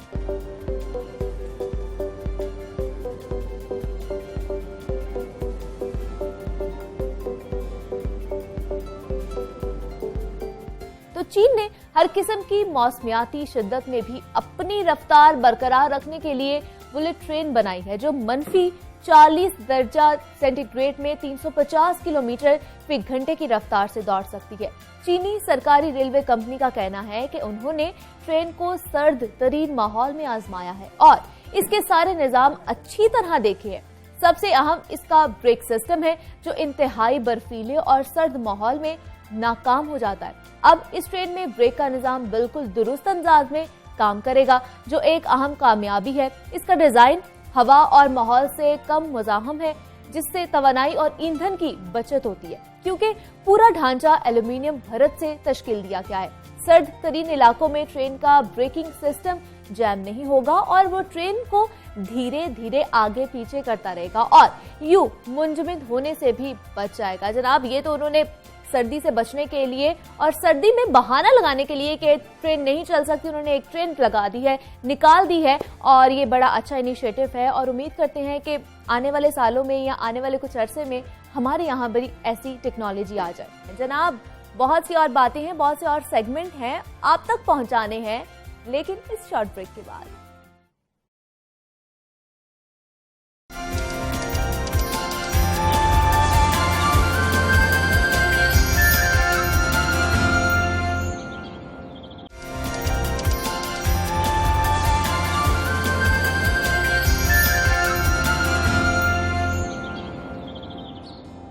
वेलकम बैक जनाब and very good morning to you all. तो जनाब, अब हमने बात करनी है, हमारे मुल्क की माशी हालत किसी से ढकी छुपी नहीं है। जो लोग अपनी तालीम मुकम्मल कर चुके हैं वो भी नौकरियों के इंतजार में हैं, जो बेरोजगार बैठे हैं और जिन लोगों के पास थोड़े बहुत वसाइल हैं वो मुल्क की हालात से दिल बर्दाश्ता होकर अपने बच्चों को बैरून मुमालिक भेज रहे हैं, जिसकी वजह से हमारा मुल्क ज़हीन दिमागों से महरूम हो रहा है, जिसका नतीजा काबिले अफराद की अदम मौजूदगी में पैदा होने वाले मसाइल की सूरत में हमें मिल रहा है या सामने आ रहा है। सरकारी अदादोशुमार के मुताबिक गुज़श्ता 5 सालों में 28 लाख पाकिस्तानी रोजगार के हसूल के लिए बैरून मुल्क हिजरत कर गए। कभी कभी तो ऐसा लगता है कि ब्रेन ड्रेन तरक्की याफ्ता मुमालिक की एक सोची समझी मंसूबाबंदी है। गरीब मुमालिक से पढ़े लिखे और ज़हीन लोगों को निकाल कर तरक्की याफ्ता मुमालिक अपने मुल्क में ले जाते हैं। इस तरह गरीब मुमालिक में हुनरमंद अफराद खत्म हो जा रहे हैं। पाकिस्तान में होने वाला ब्रेन ड्रेन दूसरे मुमालिक के लिए ब्रेन गेन बनता जा रहा है। जनाब, ब्रेन ड्रेन की वजह आखिर है क्या, इसको किस तरह रोका जा सकता है, इस पर बात करने के लिए हमारे साथ मौजूद हैं प्रोफेसर हुमैरा मुबारक भट्टी हैं, माहिर तालीम हैं। प्रोफेसर हुमैरा, मैं आपको खुशामदीद कहती हूँ, कैसी हैं आप? मैं अल्हम्दुलिल्लाह ठीक हूँ, थैंक यू। मेरा हम देखते हैं, हम पढ़े लिखे नौजवान हैं, हम लोगों बच्चों को पढ़ाते हैं, लेकिन उसके बाद वो दूसरे मुमालिक में चले जाते हैं, उधर खिदमत करने चले जाते हैं। इसकी क्या वजह है कि पाकिस्तान में वसाइल नहीं है या वो रहना नहीं चाहते? इसके ब्रेन ड्रेन वैसे तो अंडर डेवलप्ड कंट्री जैसे हमारा पाकिस्तान है, डेवलपिंग कंट्री है, इसके लिए कोई नई बात नहीं है। ठीक है। और इसके बहुत सारे फैक्टर हो सकते हैं, जैसे इकोनॉमिक, पॉलिटिकल और सोशल फैक्टर्स हैं, मुझे लगता है, जो कि लीड करते हैं इसको। अगर हम इकोनॉमिक फैक्टर्स देखें तो या वहाँ पे हमें हाई सैलरीज नज़र आती हैं, हाई लिविंग स्टैंडर्ड हमें नज़र आ रहा है वहाँ पे। फिर उनकी जैसी क्वालिफिकेशन होती है उसके अकॉर्डिंग उनको वहाँ से जॉब नज़र आती हैं, बेटर वर्क अपॉर्चुनिटीज़ नज़र आ रही हैं। अगर हम सोशल फैक्टर देखें तो जाहिर है एक हमें वहाँ पे ज़्यादा सोशल सिक्योरिटी नज़र आती है, रिसर्च डेवलपमेंट के वहाँ ज़्यादा चांसेस नज़र आते हैं, उनको लगता है कि उनकी पर्सनल डेवलपमेंट वहाँ ज़्यादा अच्छी हो सकती है, प्रोफेशनली उनकी ग्रोथ वहाँ पे ज़्यादा अच्छी हो सकती है, उनको इक्वल राइट्स मिल सकते हैं। उसके अलावा अगर हम पॉलिटिकल में देखें तो पॉलिटिकल फैक्टर्स भी बहुत सारे हैं, जैसे कि पॉलिटिकल इंस्टेबिलिटी। हम जानते हैं कि जहाँ पे पॉलिटिकल इंस्टेबिलिटी हो इन डेवलपिंग कंट्रीज में, जहाँ पे मुल्क की सियासी अदम इस्तेहकाम हो, इससे क्या होता है कि पॉलिसियों में अदम तसलसल आता है, जिसकी वजह से लॉ एंड ऑर्डर की सिचुएशन भी खराब होती है। फिर यहाँ पे करप्शन भी है, जस्टिस भी उस तरह से हमारी सोसाइटी में नहीं रहता। तो ये सारी चीजें जो हैं ये फैक्टर्स हैं। फिगर्स बता रही थी 28 लाख पाकिस्तानी, हाँ, जो कि एक लम्हा, जो कि 5 साल में, जो कि छोटी अमाउंट नहीं है, ये छोटी अमाउंट नहीं है, जो कि एक लम्हा फिक्रिया है और जिसके पीछे यही सारे फैक्टर्स हैं। हाँ। जिसकी वजह से यहाँ हमारे यहाँ अगर ब्रेन ड्रेन हो रहा है तो वहाँ पे ब्रेन गेन हो रहा है। वो तमाम कंट्रीज जो कि पहले ही डेवलप हैं, यूरोप की कंट्रीज या अमेरिका या वो कनाडा या ऑस्ट्रेलिया, और वो वहाँ पे अगर ब्रेन गेन और होगा, हमारा ह्यूमन कैपिटल वहाँ चला जाएगा, तो इससे हमारी जो है जाहिर है हमारी तरक्की रुक जाएगी। एग्जैक्टली हमारी मुल्क की कंडीशन जो है वो बेहतर नहीं हो सकती। लोग तो इकोनॉमिक कंडीशन से तो नहीं आ रहे ना, वहाँ से नहीं आ रहे। बिल्कुल ऐसा ही है, ऐसा ही है, क्योंकि वहाँ से हमारे यहाँ से तो नौजवान चले जाते हैं, और जो ज़हीन लोग हैं या जो जहानत रखते हैं, जो तो आपको लगता है पीछे जो सिर्फ डिग्री होल्डर्स रह जाते हैं और एवरेज लोग रह जाते हैं, तो हम फिर किस तरह क्या करेंगे आगे जाके? हमें इस सिलसिले में बहुत सारे काम करने की ज़रूरत है। फॉर एग्जांपल हमें और यहाँ पे टेक्निकल इंस्टीट्यूट पहले तो बनाने की ज़रूरत है, क्योंकि जितनी ज़्यादा यहाँ पे टेक्निकल एजुकेशन हम प्रोवाइड करेंगे उतना ही ज़्यादा हमारे पास स्किल लोग होंगे। अब वो जो स्किल लोग जो कि बाहर जाने को प्रेफर करते हैं, उनको रोकने के लिए पहले तो हमें सिंस चाइल्डहुड हमें बच्चे की ऐसी तरबियत करनी चाहिए कि एक तो वो अपना टैलेंट उसको एक्सप्लोर कर सके।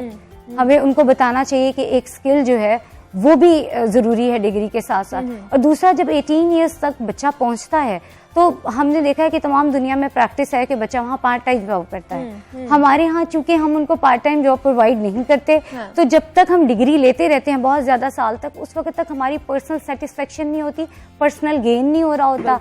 अगर हम साथ साथ उनको 18 ईयर्स के बाद कुछ ऐसी अपॉर्चुनिटीज़ प्रोवाइड करें जिसमें वो अर्न करने लग जाएं, तो मे बी उनको थोड़ी थोड़ी सेटिस्फेक्शन मिले कि जो हम कर रहे हैं उसका हमें यहाँ सोसाइटी भी पे बैक कर रही है और हम भी सोसाइटी को कुछ पे बैक कर रहे हैं। तो उनका अपना जो फ्यूचर इनसिक्योर नजर आ रहा होता है, शायद उसमें कुछ सिक्योरिटी। तो क्या आपको लगता है कि इसमें ज्यादा जो किरदार है वो हुकूमत का है, इदारों का है, कि वो सारी रिसोर्सेज या स्किल्स या वो डेवलपमेंट की चीजें जो है वो नहीं दे पा रहे? हाँ, हुकूमत को भी इस सिलसिले में मुल्क की इकोनॉमिक, पॉलिटिकल और सोशल कंडीशन को बेहतर करना चाहिए। इनको और ज़्यादा अपॉर्चुनिटीज़ प्रोवाइड करनी चाहिए, जॉब क्रिएट करनी चाहिए, और स्पेशली ये जो प्रोफेशनल्स हैं उनका इकोनॉमिक स्टेटस बेटर करना चाहिए। ज़ाहिर है उनको अच्छी सैलरीज मिलेंगी, और फिर जैसे मैंने पॉलिटिकल इंस्टेबिलिटी की बात की, एक अच्छा उनको एनवायरनमेंट यहाँ पे अगर हम प्रोवाइड करें तो उनके लिए बहुत आसानी होगी कि वो यहीं पे रह के अपने मुल्क को सर्व करें। ऐसे ही है, ऑब्वियसली अगर एक नौजवान है वो स्किल्स भी रखता है, अगर उसको अपने स्किल्स के मुताबिक जॉब नहीं मिलेगी तो वो बाहर जाना प्रेफर करेगा। और क्योंकि यहाँ की कंडीशन ऐसी है इसलिए उसको इनसिक्योरिटी भी फील होती है यहाँ पर। ऐसे ही है। लेकिन उसके साथ साथ पेरेंट्स की भी जिम्मेदारी है कि बच्चों का, जैसे मैंने कहा कि टैलेंट को ना सिर्फ उनकी स्किल्स को एक्सप्लोर करना, बल्कि उनको ये सेटिस्फेक्शन देना कि हाँ हमारे मुल्क में भी अपॉर्चुनिटीज हैं और हम यहीं रह के भी अपने मुल्क को सर्व कर सकते हैं। इदारे क्या कर सकते हैं इसमें? उनका क्या जिम्मेदारी है कि अगर बच्चे पढ़ रहे हैं उनके पास आकर 4 साल की अगर डिग्री भी हासिल कर रहे हैं तो वो क्या क्या उनको स्किल्स दे सकते हैं डिग्री के साथ साथ? एक तो ये है कि हमें वो जो एक BA MA वाली सोच से बाहर आना चाहिए। हमें वो उस तरह की डिग्रियां नहीं प्रोवाइड करनी चाहिए। हमें वो टेक्निकल इंस्टीट्यूट बनाने की ज़रूरत है, जिसमें स्पेशली अब कोविड के टाइम पे हमें कितना फील हुआ कि अगर हमारे पास कोई स्किल होती, जैसे अभी मैंने देखा है कि यूट्यूब हर किसी ने चैनल, लेकिन वो चैनल भी वही खोल सकता है जिसके पास कोई टैलेंट है। इसका मतलब ये है कि हमें स्किल्स की ज़रूरत है, हमें ऐसे इंस्टीट्यूट की ज़रूरत है, टेक्निकल इंस्टीट्यूट की, जो कि स्किलफुल जो मैन पावर दें, वो हमें यहाँ की यूथ को मिल सके, जो कि ज़रूरी है उनकी सलाहियतों को उभारने के लिए, और कल को वो अपना छोटा बिजनेस भी स्टार्ट कर सकें।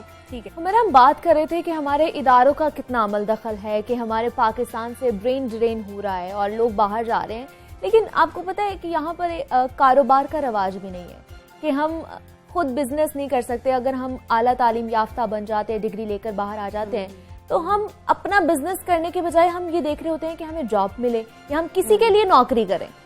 ये कल्चर ठीक है या इसको बदलने की जरूरत है? इस कल्चर को बिल्कुल बदलने की जरूरत है, लेकिन इस कल्चर को बदलने के लिए भी हमें ओवरनाइट हम इसको नहीं बदल सकते, हमें इसके लिए काम करना पड़ेगा। फॉर एग्जांपल ये कि हम छोटी ही उम्र से, जैसे मैंने अभी भी बात की थी कि 18 ईयर से ही बच्चों को प्रोवाइड करें वो अपॉर्चुनिटीज जिसमें वो छोटे लेवल पर, छोटी जॉब से और छोटी सतह पर अपने कारोबार शुरू कर सकें। इसके लिए गवर्नमेंट जाहिर है उनको लोन भी प्रोवाइड करें, उनको अपॉर्चुनिटीज भी दे, पार्ट टाइम जॉब भी दे, और ताकि उनको ऐसा ऐसा एहसास हो और फिर स्किलफुल, जैसे अगर वो उनकी स्किल्स वो उन इंस्टीट्यूट से निकलें तो उनको अंदाज़ा होगा कि हम किस तरह से छोटी सतह पर कारोबार स्टार्ट कर सकते हैं, क्योंकि कोई भी कारोबार जो है वो छोटी सतह से ही स्टार्ट होगा, फिर ही वो तो क्या इसके लिए हमारे पास यहाँ पे काउंसलिंग सेंटर होना बहुत जरूरी है? बहुत जरूरी है, मुझे लगता है हर इंस्टीट्यूट में होना चाहिए। हाँ। और हम कोशिश भी करते हैं, अब पब्लिक सेक्टर यूनिवर्सिटीज में कोशिश की जाती है कि जितने आप स्टूडेंट्स को उनका ब्रेन वॉश कर सकें, उनको ये समझा सकें कि आपके अपने मुल्क में भी आपका मुस्तकबिल सिक्योर है और आप यहाँ पे भी आपको अपॉर्चुनिटीज मिलेंगी और आपको काम मिलेगा, यहाँ पे भी सब कुछ होगा। अब तो जैसे कोरोना की वजह से हम घर बैठ के काम कर रहे हैं, बहुत से लोग घर पे एंटरप्रेन्योरशिप आ गई है, लोग अपना बिजनेस कर रहे हैं, लेकिन बहुत से लोग अभी भी जॉबलेस हैं जो कह रहे हैं कि अगर मैं ये काम नहीं कर सकता तो मैं कुछ नहीं कर सकता, क्योंकि उनको शायद बताया नहीं गया कि तुम्हारे अंदर स्किल्स और क्या क्या है, क्या है। और दूसरी बात ये कि कोरोना की सिचुएशन का तो ऑल ओवर द वर्ल्ड पता ही नहीं था ना कि ऐसे दुनिया स्टॉप हो जाएगी, ये सब कुछ होगा, और इसके लिए हम प्रिपेयर नहीं थे। हमारे यहाँ इसलिए भी प्रिपेयर नहीं क्योंकि हमारे यहाँ कोई एप्टीट्यूड टेस्ट तो होता नहीं बचपन में, ना तो हम बच्चे की सलाहियत को जानते हैं कि उसमें क्या खूबी है, उसको हम पॉलिश करें, और न ही हम बच्चे को खुद ये मौका प्रोवाइड करते हैं कि वो अपने आप को एक्सप्लोर करे, किस तरह जा सकता है, किस तरफ उसका ज्यादा रुझान है। मतलब अगर कोई डॉक्टर बन रहा है तो डॉक्टर बनने का ट्रेंड आ जाता है, कोई एमबीए कर रहा है तो एमबीए हर कोई करने लग जाता है, ये नहीं देखते कि आप क्या कर सकते हैं। और जैसे अब आईटी प्रोफेशनल्स हैं तो हर किसी को लगता है कि अब आईटी प्रोफेशनल्स है, अब यूट्यूब चैनल अगर कोई है तो उसको लगता है कि हर कोई इसी में कामयाबी है। ऐसा नहीं है, हमें हमारे मुल्क को हर प्रोफेशन की जरूरत है। अब हमें अंदाजा हुआ हमें डॉक्टर्स भी चाहिए, इंजीनियर्स भी चाहिए, पीएचडी स्कॉलर्स भी चाहिए। इवन हमने देखा है कि सेमी स्किल्ड और अनस्किल्ड पर्सन है, उनमें भी बाहर जाने का रिवाज है, उनमें भी ब्रेन ड्रेन हो रहा है, उनमें भी ये है। हमें हर तरह के लोगों की यहाँ जरूरत है, लेकिन इन तमाम लोगों को ये अश्योरिटी प्रोवाइड करना गवर्नमेंट की जिम्मेदारी है, ऐसा पीसफुल एनवायरनमेंट देना गवर्नमेंट की जिम्मेदारी है, ताकि उनको यहाँ लगे कि उनका सिक्योर है। ऐसा नहीं है कि सिर्फ आईटी प्रोफेशनल्स को जॉब मिलेगी, उनको ये एहसास हो कि अगर हम अपना एक छोटा सा काम भी घर में स्टार्ट करते हैं, चाहे वो आप टेक्सटाइल से रिलेटेड कर लें या आप क्लोथिंग या कुकिंग या ऑनलाइन कुछ भी कर लें, उसमें भी कामयाबी मिल सकती है, उसका भी बिजनेस का बहुत ज्यादा जो है स्कोप है ऑल ओवर द वर्ल्ड। तो ये चीज हमें सपोर्ट करना बहुत जरूरी है, बहुत गवर्नमेंट की सपोर्ट एतमादी होनी चाहिए। बिल्कुल ऐसा ही। तो आपको क्या लगता है कि अगर हम जॉब मार्केट की डिमांड के मुताबिक प्रोफेशनल्स तैयार करना शुरू कर दें तो ये मसला हल हो सकता है? नहीं, मुझे तो लगता है कि उनको ये उनके जहन से ये चीज निकालनी चाहिए। हमें ये बताना ही नहीं चाहिए। अगर हम उनको ये कहते हैं ना कि ये वाली जॉब की डिमांड है, तो अगर वो हमारे में सलाहियत नहीं है, एक बच्चा वो डॉक्टर नहीं बन सकता, लेकिन अगर जैसे कोविड की वजह से डॉक्टर डिमांड में है तो हर बच्चा उसके लिए फेयर अनफेयर मीन यूज करेगा डॉक्टर बनने के लिए। तो हमें तो इस भीड़ चाल से उनको बाहर निकालना, उनको ये एहसास दिलाना, ये कॉन्फिडेंट देना है कि जितने डॉक्टर जरूरी है ना उतने इंजीनियर भी जरूरी है, और जितने इंजीनियर जरूरी है उतना कोई भी एक पब्लिक जैसे speaking that is an art. तो हर चीज आप में कोई भी ऐसी स्किल है, अगर आप पेंटिंग भी कर रहे हैं तो उसका भी एक फ्यूचर है। ऐसा नहीं है, हमें उसकी स्किल्स को देखते हुए, उनको उनके एप्टीट्यूड को देखते हुए उस तरह का फिर उनको ये बताना चाहिए कि उनके लिए कौन सा प्रोफेशन ठीक है, बजाय ये कि हम ये उनको कहें कि ये जॉब ट्रेंड चल रहा है तो सारे के सारे अब 90% बच्चे तो नहीं बन सकते ना। एक ही दौड़ में आप लोगों को शामिल नहीं होना चाहिए। जी, प्रोफेसर हुमैरा भट्टी हमारे साथ मौजूद थी और उन्होंने बड़ी अच्छी बातें की और हमें बताया है कि किस तरह हम अपने जो मुल्क में ब्रेन ड्रेन हो रहा है उसको गेन कर सकते हैं, और जरूरी नहीं है कि आप बाहर जाके ही अपना मुस्तकबिल संवार सकते हैं। आपको खुद पे एतमाद होना चाहिए, आप अपने मुल्क में रहकर उसको भी रिप्रेजेंट कर सकते हैं, खुद को भी पहचान सकते हैं और अच्छे तरीके से अपना फ्यूचर सिक्योर कर सकते हैं। जनाब, आगे बढ़ना है हमने और आपको बताना है कि अक्सर लोग जानवरों को प्यार करते हैं, लेकिन कुछ लोग जंगली दरिंदों को भी प्यार करने की जुर्रत कर लेते हैं। ऐसे ही एक वीडियो सोशल मीडिया पर तेजी से वायरल हुई है जिसमें देखा जा सकता है कि एक शख्स शेर के सर पर मजे से हाथ फेर रहा है। आपको भी ये वीडियो दिखाते हैं और फिर और भी इसके बारे में आपको फैक्ट्स एंड फिगर बताते हैं। Buiten ga je terugbijten, hè? Zie je mijn bloedje? Kom, liefje, kom, paardvrees, kom. En naast. En hij bijt hem, hij bijt hem! Hij bijt hem! Hij bijt hem! जनाब, video आपने देखी और आपने इसमें देखा कि पीटर नामी ये शख्स था जिसने वाइल्ड लाइफ पार्क में लोहे की बारीक जाली में हाथ डालकर शेर के सर पर हाथ फेरना शुरू किया और शेर को शायद इसका ये हाथ फेरना या उसको टच करना अच्छा लगा होगा, लेकिन इसलिए उसने कुछ नहीं कहा उसको। लेकिन जब फिर वहां शेरनी आ गई और पीटर ने उसके बाद शेरनी के सर पर भी हाथ फेरना शुरू किया और पीटर को ऐसा करना बहुत ही महंगा पड़ गया। आपने देखा भी वीडियो में कि शेरनी ने एकदम से प्यार के लिए बढ़ने वाला इसका हाथ अपने जबड़ों में जकड़ लिया था और दबा लिया था। और अब हमने बात करनी है बागों के शहर के हवाले से कि उसकी सफाई का क्या हाल है। तुर्क कंपनियों का मुआहिदा खत्म होने और LWMC की जानिब से लाहौर की सफाई के मामला संभाले जाने के बाद ऐलान किया गया था कि 15 जनवरी की शाम तक शहर हर सूरत साफ होगा और लाहौर को अगर बागों का शहर कहा जाता है तो वो बाग बन जाएगा। लेकिन इंतजामिया की जानिब से दी जाने वाली डेडलाइन का आज आखिरी रोज है जनाब, लेकिन अभी तक शहर में जगह जगह पड़ा कूड़ा सफाई कंपनी के लिए एक बड़ा इम्तिहान बना हुआ है। हम कहीं भी देख लें, अपने इर्द गिर्द देख लें या गली मोहल्ले या हम शाहराहों के देख लें तो वहां पर भी कूड़ादान भर गए हैं, ताफुन फैल रहा है।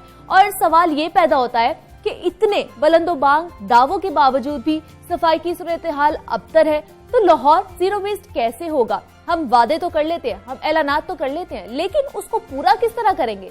शहर में सफाई की सूरत हाल क्या है और कब तक लाहौर जीरो वेस्ट हो सकेगा, ये जानते हैं। हमारे साथ हमारे नुमाइंदे मौजूद हैं, उनसे जानेंगे वो अच्छे तरीके से हमें बता सकेंगे कि सिर्फ वादों तक महदूद है ये सफाई कंपनी के वादे ही हैं या कुछ अमली इकदाम भी हो रहे हैं। जी, शहर भर में गंदगी के अंबार लगे हैं और ये मसला अभी तक जो है वो ठीक ना हो सका। ताहाल मुख्तलिफ इलाकों में जहाँ पर भी हम चले जाएं वहाँ पर कूड़े के ढेर पड़े नजर आते हैं और इनको उठाया नहीं जा रहा। इस वक्त हम शादबाग आमिर रोड पर मौजूद हैं।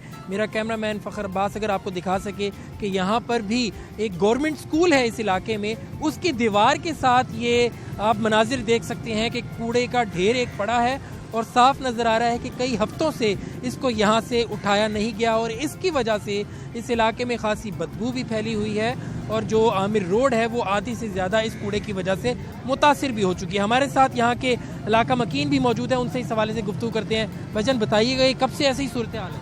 ये तकरीबन कितने अरसे से पूरे लाहौर में काफ़ी दिनों हर तरफ कूड़ा ही कूड़ा है। पूरा शहर इन्होंने लाहौर को कूड़ा दान बना दिया है। ये सिर्फ लाहौर नहीं बल्कि पूरे पाकिस्तान को कूड़ादान बना दिया है। जी चाचा जी, आप क्या कहें? बिल्कुल सही है। इतनी गंदगी है, इतनी बो आ रही है, ये कोल कारोबार कर रहे हैं बहुत ज्यादा संभाल लेंगे तो क्या करें, कोई आता ही नहीं है इधर। जी भाईजान क्या? देखिए हम तो ये समझते थे कराची में कूड़ा सोना हुआ था, लेकिन अब लाहौर भी हमारे सामने कराची बन गया है। ये कराची से बादल सूरत हाल बन गई है, इसका कोई हल करें। वज़ीर आला साहब, आप वज़ीर आला किस तरह के बन गए हैं? आपको पता ही नहीं है आप वज़ीर आला हैं मुल्क के, आपको बोलना आता नहीं, आप वज़ीर आला बन गए मुल्क के। ये हाल किया आपने। यहाँ पे हमारे साथ स्कूल के ही स्टूडेंट्स भी मौजूद हैं, उनसे भी इस हवाले से जानते हैं जो यहाँ पर स्कूल में तालीम हासिल करने के लिए भी इनका आना जाना होता है। जी भाईजान क्या बताओगे, ये कब से ऐसी सूरत है? जी ऐसे ही चल रहा है, ये तो होता रहता है यहाँ पे। ये तो स्कूल के बाहर, आप स्कूल के अंदर देख लें, वो भी ऐसी हालत है, ऐसी ही कुछ निज़ाम है, कोई पूछने वाले ही नहीं है। यही ढेर लगे रहेंगे, कुछ दिन बाद ये और बड़ा हो जाएगा, किसी ने पूछना तक नहीं है, ये और बढ़ता जाएगा। फिर कहेंगे जी अब LWMC आएगी, वो करेगी, उसने आना नहीं है, ये काम चलता रहेगा, बस यही। जी भाईजान आप क्या? ऐसी है कि ये लोग इस बीमारी से मुख्तलिफ बीमारी में मुतला हो रहे हैं, बीमारी से, गंदगी चीज़ों से। कोरोना क्या करेगा? ये बीमारी इनसे, गंदगी से पैदा हो रही हैं चीज़ें।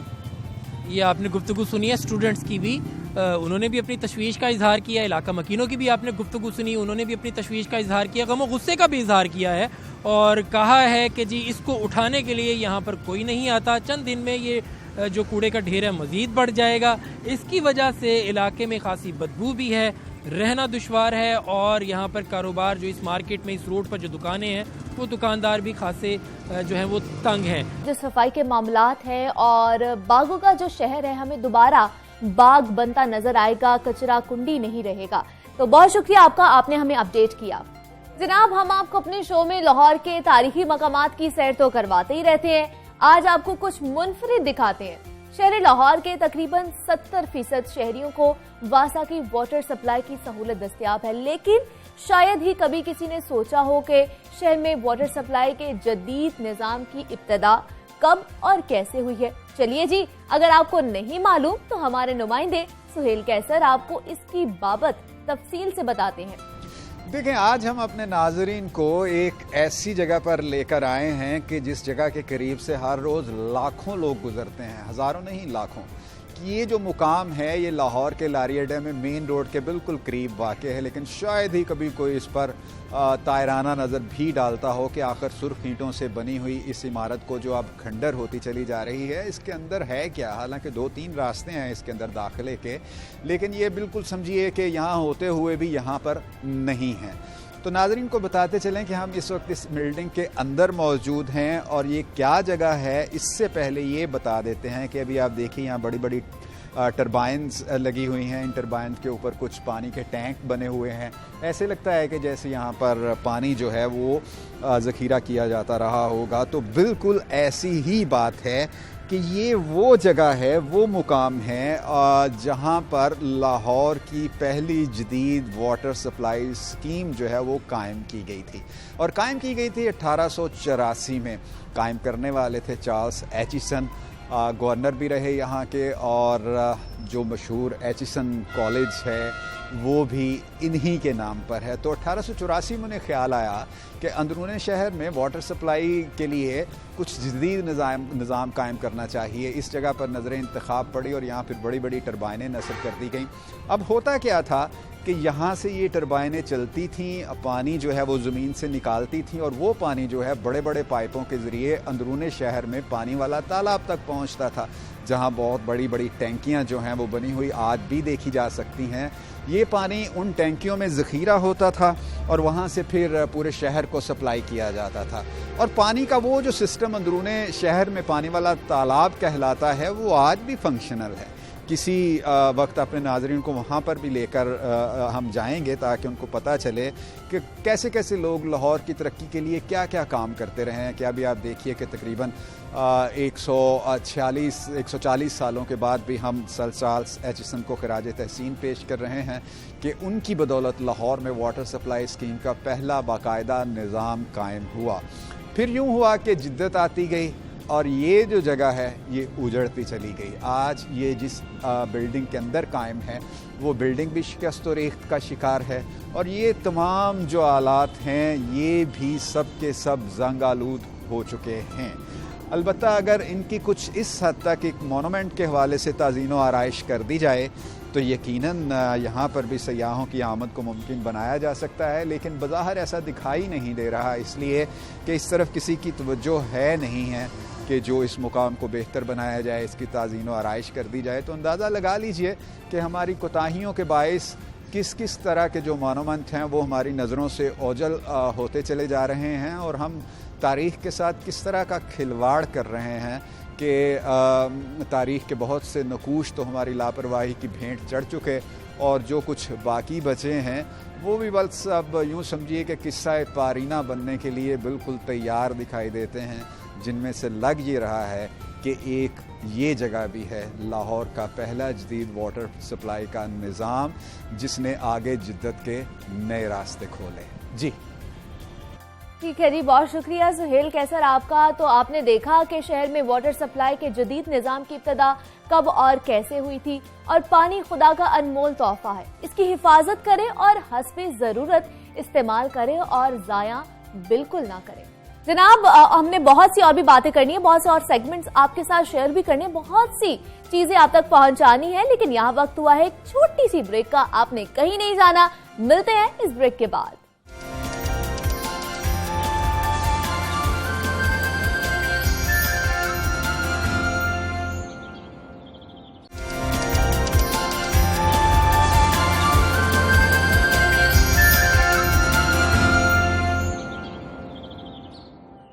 वेलकम बैक टू जागो लाहौर। जनाब नाजरीन, पाकिस्तान म्यूजिक इंडस्ट्री ने हमें कई मायानाज गुलकार दिए हैं, उन्हीं में से एक सुपरस्टार जवाद अहमद हमारे साथ इस वक्त मौजूद हैं, जिन्होंने गुलकारी की दुनिया में बड़ा मकाम बनाने के बाद सियासत का रुख किया और पाकिस्तान बराबरी पार्टी के नाम से जमात बनाई है। और जैसा कि उनकी सियासी जमात के नाम से जाहिर है कि ये बराबरी का प्रचार करती है, इसी तरह आजकल उनका एक पंजाबी गाना किसाना के नाम से मकबूल हो रहा है, जो उन्होंने हमारे किसान भाइयों के नाम किया है। लेकिन इस गाने की गूंज बॉर्डर पार भी सुनाई दे रही है, जहां किसानों का एहतजाज जारी है और वहां भी जवाद अहमद का ये गाना बड़ा ही मकबूल हो रहा है।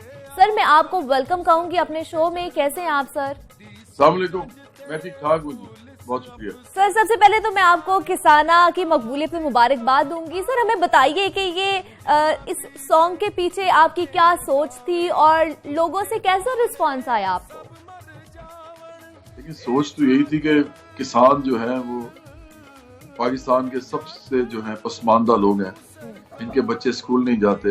हम कहते हैं कि पाकिस्तान में 3 करोड़ बच्चा स्कूल नहीं जाता, तो उसमें से 80-85% बच्चा जो है वो किसानों का जो स्कूल नहीं जाता। इसी तरह उनके पास इतने पैसे नहीं होते कि जितनी वो अपनी फसल उगाने पे पैसे खर्च करते हैं, जब वो बेचने जाते हैं अपनी अजनास को तो उनको कुछ नहीं मिलता, उनके घर का खर्चा बड़ी मुश्किल से पूरा होता है। ये बहुत ही मजलूम लोग हैं इस वक्त और इनके साथ खड़ा होना बहुत जरूरी था, इसलिए मैंने ये गाना बनाया।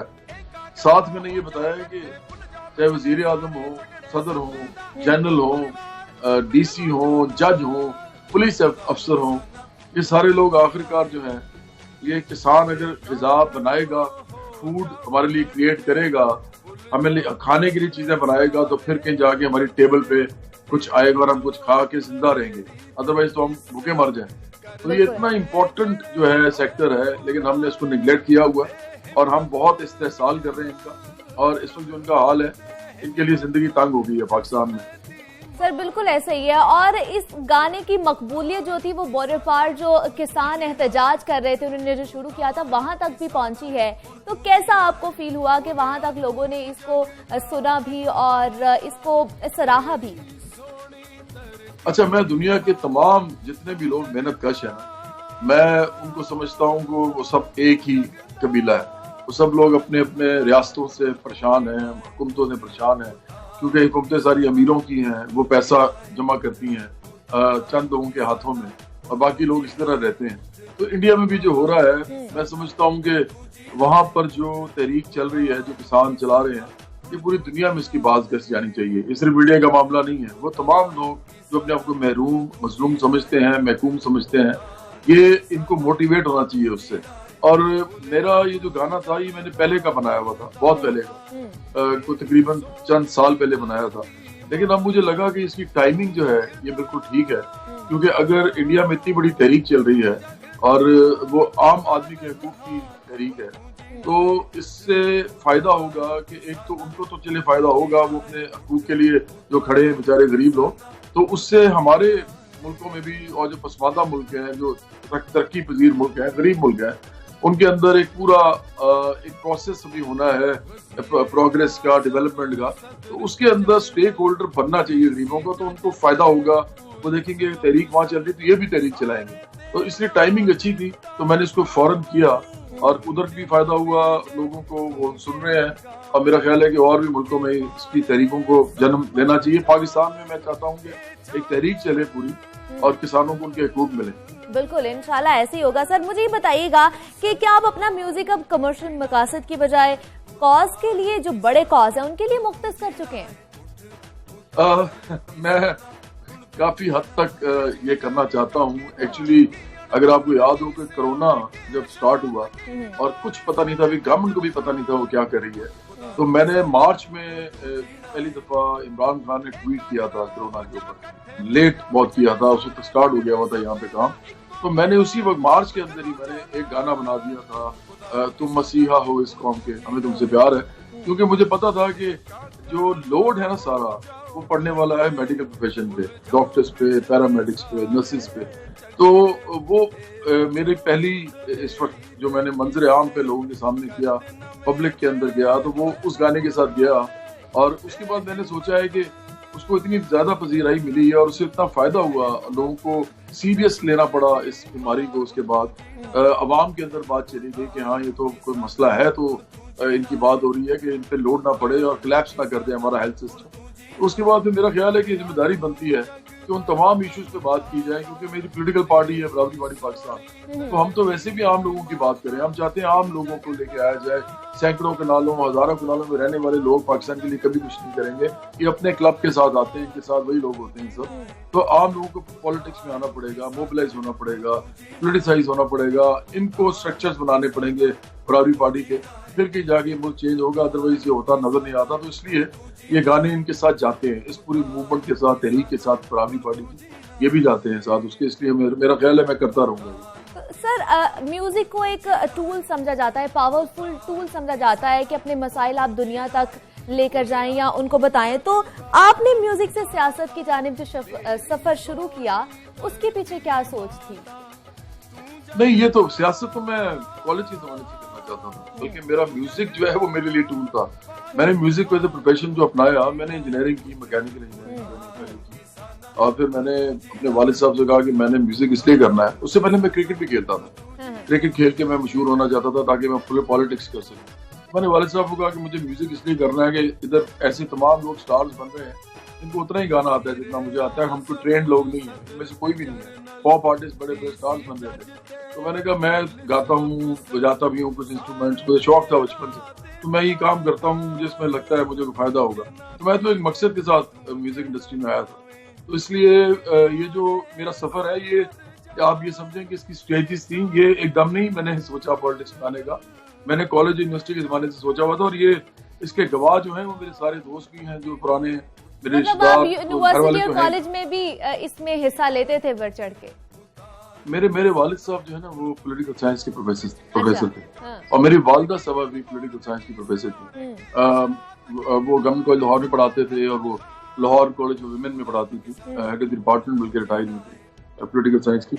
तो मेरे अंदर ना ये किताबें पढ़ के उनकी, तो मुझे समझ आ गई थी कि असल जो चेंज है, जो असल तब्दीली है, वो सिर्फ आम लोग लेके आते हैं, क्योंकि आम लोगों के मसले होते हैं। तो आम लोग अपने मसले जब तक खुद हल करने के लिए खड़े नहीं होंगे सियासी तौर पे, कुछ भी नहीं होने वाला उनके लिए। क्योंकि देखें, अमीर अपने मुलाजमों को तनख्वाह भी उतनी देते हैं जितनी वो देना चाहते हैं। तो जब वो अमीर चले जाते हैं पार्लियामेंट में, तो वो अपने मुलाजमों के लिए, मतलब उसी तबके के लिए जो उनके मुलाजिम भी होते हैं, वो उनके लिए क्यों कानून साजी करेंगे, और अगर करेंगे भी तो इतनी ज्यादा क्यों करेंगे कि उनको फायदा हो। तो ये तो एक ऐसा तजाद है, आप समझिए दो क्लासेस का आपस में, एक है जो खुशहाल क्लास है और एक है जो पसमानदा क्लास है।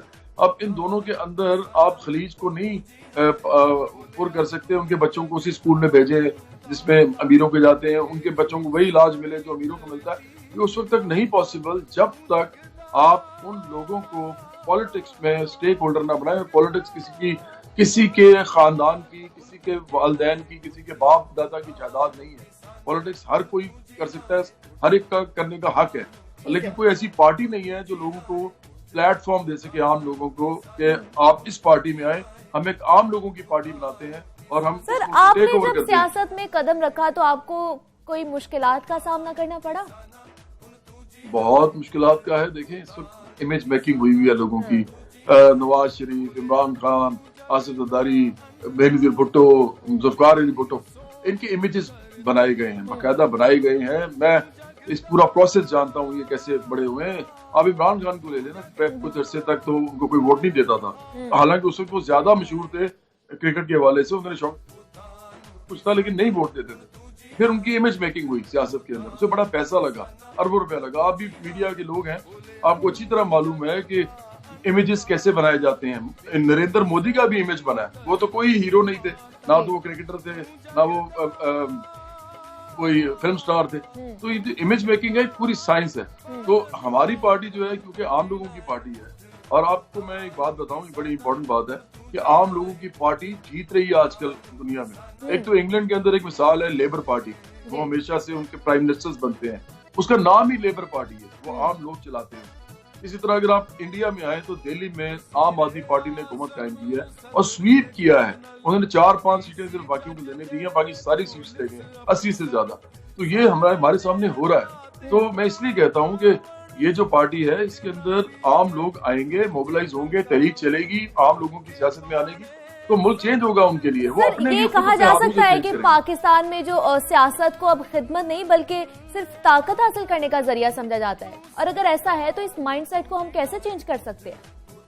हम इसी तरह चेंज कर सकते हैं। सियासत को सियासत ही काटती है। हाँ। आपको सियासी तौर पर मुतहरक होना पड़ता है। सोशल वर्क से, चैरिटी से मसले हल नहीं होते। आपको उनके सामने जाके चैलेंज करना पड़ता है इस तबके को। मैं आपको एक वही बताना चाह रहा था कि जो आजकल आपको लोग नजर आते हैं ना सियासत में, ये सारे खरबपति अरबपति लोग हैं या करोड़ापति। करोड़ापति मैं उनको कहता हूँ जिनके पास 50, 60, 70 करोड़ से ज्यादा हो। तो ये जो लोग हैं ये तो कारोबार के लिए आते हैं, और इनके ऊपर भी जो बैठे होते हैं लोग, कोई 300 कनाल में रहते हैं, कोई हजारों कनाल में रहते हैं। इनके शौक ही नहीं पूरे होते। 14, 50, 100 जायदादें हैं। आप मुझे बताएं कि ये गिनने बैठे ना 1, 2, 3, 4, 5, 6 तो आपकी उंगलियां खत्म हो जाएंगी, इनकी जायदादें नहीं खत्म होती। तो मुझे बताएं इस मुल्क के अंदर जो आम लोग हैं वो तो 3 मरले का मकान लाहौर में, कराची में नहीं बना सकते, क्योंकि 3 मरले का मकान खड़ा करना जमीन लेने के बाद तकरीबन 1 से सवा करोड़ रुपए का पड़ता है। मुझे बताएं कि एक इंसान की तनख्वाह भी 2 लाख भी हो, 2 लाख, तो वो कितने पैसे बचाएगा, तो कितने अरसे के बाद जमीन लेगा, वो पैसे बचा के, और उसके बाद फिर वो उसके ऊपर कंस्ट्रक्शन करेगा। अब तो तकरीबन हाउसिंग हमारे हाथ से निकल चुकी है, मिडिल क्लास के हाथ से भी निकल चुकी है। मिडिल क्लास की एक बहुत बड़ी तादाद है, लोअर मिडिल क्लास की, जो हाउसिंग की तरफ जा ही नहीं सकती, घर नहीं बना सकती अपने घर वालों, अपने माँ बाप के घर में रह रहे हैं लोग। कई ऐसे लोग हैं जो अपने दादा नाना के घर में रह रहे हैं। तो पाकिस्तान में बड़ी बुरी सूरत हाल है, लोगों को समझ नहीं आ रही। लेकिन सर एक बड़ा मसला मेरे ख्याल से ये भी है, वोटर्स का भी है कि वो किसी मिडिल क्लास के बजाय अमीर कबीर सियासतदान को ही वोट डालता है। इसलिए क्योंकि जो लोग सियासत में हैं वो वही लोग हैं और वो अपने तरीके से सियासत कर रहे हैं। जब एक पार्टी बनेगी और उसके अंदर लोग एक्टिविस्ट होंगे, मतलब वो पार्टी को बकायदा इस काम के लिए इस्तेमाल करेंगे कि आम लोगों के अंदर अवेयरनेस पैदा की जाए कि आपने क्यों वोट देना है, किस तरह देना। लेकिन वो तो पार्टी बना के कर सकते हैं ना। हम आजकल मेंबरशिप कर रहे हैं, हम पार्टी को पूरे पाकिस्तान में लेके जा रहे हैं, इसके नाम को लोगों को समझा रहे हैं कि तबकाती सियासत क्या होती है, अमीर गरीब की सियासत क्या होती है और अमीर गरीब की सियासत क्यों जरूरी है। और ये इसी बुनियाद पे हमें एक पार्टी बनानी है और पूरी दुनिया में बनी हुई है। मैंने भी आपको मिसालें दी हैं, इंग्लैंड जैसे मुल्क में, अमेरिका जैसे मुल्क में। अमेरिका में ओबामा जो है वो कौन थे? ओबामा एक आम प्रोफेसर थे या एक स्कॉलर थे। इसी तरह बिल क्लिंटन क्या थे? ये दोनों डेमोक्रेटिक पार्टी से हैं, ये डेमोक्रेट्स हैं दोनों। और दूसरी तरफ आप देखें तो डोनाल्ड ट्रंप है और वो जो खरबपति हैं, और वो रिपब्लिकन पार्टी से हैं जो अमीर पार्टी है। इसी तरह जो जॉर्ज बुश थे वो भी ऑयल टाइकून थे। तो साफ एक डीमार्केशन है, तबकाती बुनियादों में सियासत पूरी दुनिया में होती है, पाकिस्तान में नहीं होती। पाकिस्तान में सारी पार्टी अमीरों की हैं, सरमायादार जागीरदार माफिया में बैठे हुए। हम कहते हैं ये अच्छे लोग होंगे, लेकिन ये सियासत जो कर रहे हैं ना, ये अपने लिए करते हैं। कोई इंसान अपने अलावा कोई फायदा नहीं किसी को देता, और जब वो अपने लिए कानून बनाएंगे तो इनके पूरे तबके के लिए कानून बन जाता है, और वो कानून फिर इम्प्लीमेंट भी ये करते हैं। आम आदमी के लिए कोई कानून नहीं। मैं आपको मिसाल देता हूँ, एक मिनिमम वेज होती है, मतलब आपने कम से कम तनख्वाह कितनी रखनी है लोगों की। कम से कम तनख्वाह ये क्या रखते हैं? 17,500 रुपया। आप सोचें, इनको नहीं मालूम कि 17,500 में कोई इंसान का बच्चा नहीं रह सकता सही तरीके से, लेकिन उन्होंने रखी हुई है क्योंकि लॉ बनाया हुआ है। उनको फर्क ही नहीं पड़ता, उनके पास जितने पैसे हैं उनको क्या फर्क पड़ता है? 17,500 के बजाय 2,000 रखी, लेकिन मिलता भी नहीं है ऊपर से। मैं आपको ये भी बताऊं, इनको अच्छी तरह मालूम है कि इवन लाहौर, कराची जैसे शहरों में, इतने बड़े बड़े जो शहर हैं, 6,000, 8,000, 10,000 रुपए में लोग काम करते हैं। तो कैसे उनका गुजारा होगा? वो तो जानवरों की सतह पे या कीड़े मकोड़ों की सतह पे जिंदा रह रहे हैं। अब मैं आपकी बड़ी एक कसीर पॉपुलेशन, मेजॉरिटी पॉपुलेशन की बात कर रहा हूँ। तो जब तक आप उन लोगों के इश्यूज हल नहीं करेंगे, पाकिस्तान में पॉलिटिकल अनरेस्ट भी रहेगा, एक्सट्रीमिज्म भी रहेगा, क्योंकि पॉवर्टी जो होती है ना, गुर्बत, वो हर किस्म की बुराई को जन्म देती है। तो ये आप कॉस्मेटिकली चीजों को हल नहीं कर सकते, आपको लोगों को खुशहाली देनी होगी। तो सर अगर मैं आपसे पूछूं कि खुशहाल लोग लड़ते नहीं आपस में, खुशहाल लोग आपस में लड़ते नहीं, वो आपस में बात करते हैं, डायलॉग करते हैं। लेकिन जो खुशहाल नहीं होते वो लड़ने के लिए तैयार होते हैं, वो किसी भी बात में लड़ पड़ते हैं। तो सर अगर मैं आपसे पूछूं कि आप मुआशरे को बदलने में बतौर सियासतदान ज्यादा कामयाब रहते या बतौर आर्टिस्ट, तो क्या कहेंगे आप? नहीं, पॉलिटिक्स तो सबसे ज्यादा जरूरी चीज है दुनिया की। आर्टिस्ट तो मैं हूँ ही, मैंने अपनी पहचान बनाई है लोगों के अंदर जाके, जो मैं चाहता था, और अब मैं पॉलिटिक्स करना चाहता हूँ। मैं तो आपको भी कहूँगा पॉलिटिक्स करें, आप यंग लोग हैं। पॉलिटिक्स, एक बात मैं आपको बताता हूँ, आप पॉलिटिक्स करें एक्टिवली ना करें, वो आपके साथ खेल रही होती है हर वक्त। आपको मालूम ही नहीं होता आपके साथ क्या होने वाला है, क्योंकि ऊपर जो लोग बैठे होते हैं, जो लिख रहे होते हैं आपकी किस्मत, वहां पे बैठ के अपने लॉज बना के, रूल्स बना के, रेगुलेशन बना के, मिनिमम वेज मुकर्रर करके, ये बता के कि प्रॉपर्टी राइट्स किस तरह के होंगे, ये बता के कि टैक्स कितने लोगों से कितना लिया जाएगा, ये वो कर रहे हैं। हम तो खुदा को कहते हैं ना, खुदा की मर्जी है, ऐसा नहीं है। खुदा की मर्जी आखिरत के बाद उसी की होगी, लेकिन इस दुनिया में इंसानों के पास बड़ा अख्तियार है। तो इस मुल्क के अंदर कायद मोहम्मद अली जिन्ना ने एक बात की थी, उन्होंने कहा था मैं चाहता हूं कि इस मुल्क का हर इंसान किसी ना किसी पॉलिटिकल पार्टी का मेंबर हो, वोटर नहीं, उन्होंने कहा था मेंबर कहा था। तो जब तक ये पॉलिटिकल अवेयरनेस नहीं आएगी लोगों को कि अपने राइट्स के लिए उनको आखिरकार मेन स्ट्रीम पॉलिटिक्स में अपना पार्ट प्ले करना है, लोगों की गर्दनें पार्लियामेंट में जाके ना पकड़े, पहले ही पकड़ लें। जब वो आपके लिए आपके साथ खेल रहे हैं, आपके साथ ड्रामे कर रहे हैं, शुगल कर रहे हैं, आप वहीं पे उनको पकड़ लें, क्योंकि आप पॉलिटिकल पार्टी के अंदर होंगे, मौजूद होंगे, आपका स्टेक होगा, आप बात कर सकते होंगे।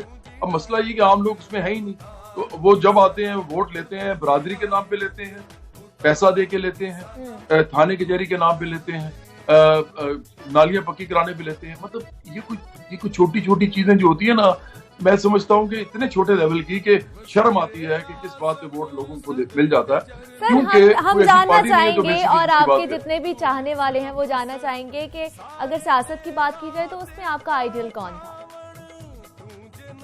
देखें, मैं तो अगर अंबिया अलैहिस्सलाम की बात करें तो सारी उन्होंने सब ने अपने अपने जमाने में सियासत की है। वो सब सियासी रहनुमा थे, उन्होंने मूवमेंट्स क्रिएट किए हैं, तरीकें चलाई हैं। तो इवन हज़रत मोहम्मद सल्लल्लाहु अलैहि वसल्लम ने भी एक तहरीक चलाई है पूरी, और तो फतह मक्का जब हुई है तो उससे पहले उन्होंने जमा किए हैं लोग और वापस आए हैं इलाके में एक निज़ाम बदलने के लिए। और फिर उन्होंने अपने आखिरी खुतबे में जो बताया वही उन्होंने किया, अभी बराबरी का निज़ाम। उन्होंने कहा कि आज से तमाम इंसान बराबर हैं, कोई किसी को गोरे को काले पर, काले को गोरे पर, अरबी को अजमी पर, अजमी को अरबी पर कोई फकीर हासिल नहीं है। अगर कोई बढ़ जाएगा आगे में, तकवा में बढ़ जाएगा। ये जो चीज़ें हैं इनमें कोई डिस्क्रिमिनेशन नहीं होनी चाहिए। तो इसलिए मैं समझता हूँ कि एक तो ये बड़े लोग थे। उसके बाद मैं जो बाएं बाजू के थिंकर्स हैं जो कि बराबरी की बात करते हैं, कार्ल मार्क्स हैं, लेनिन है, बहुत से लोग हैं।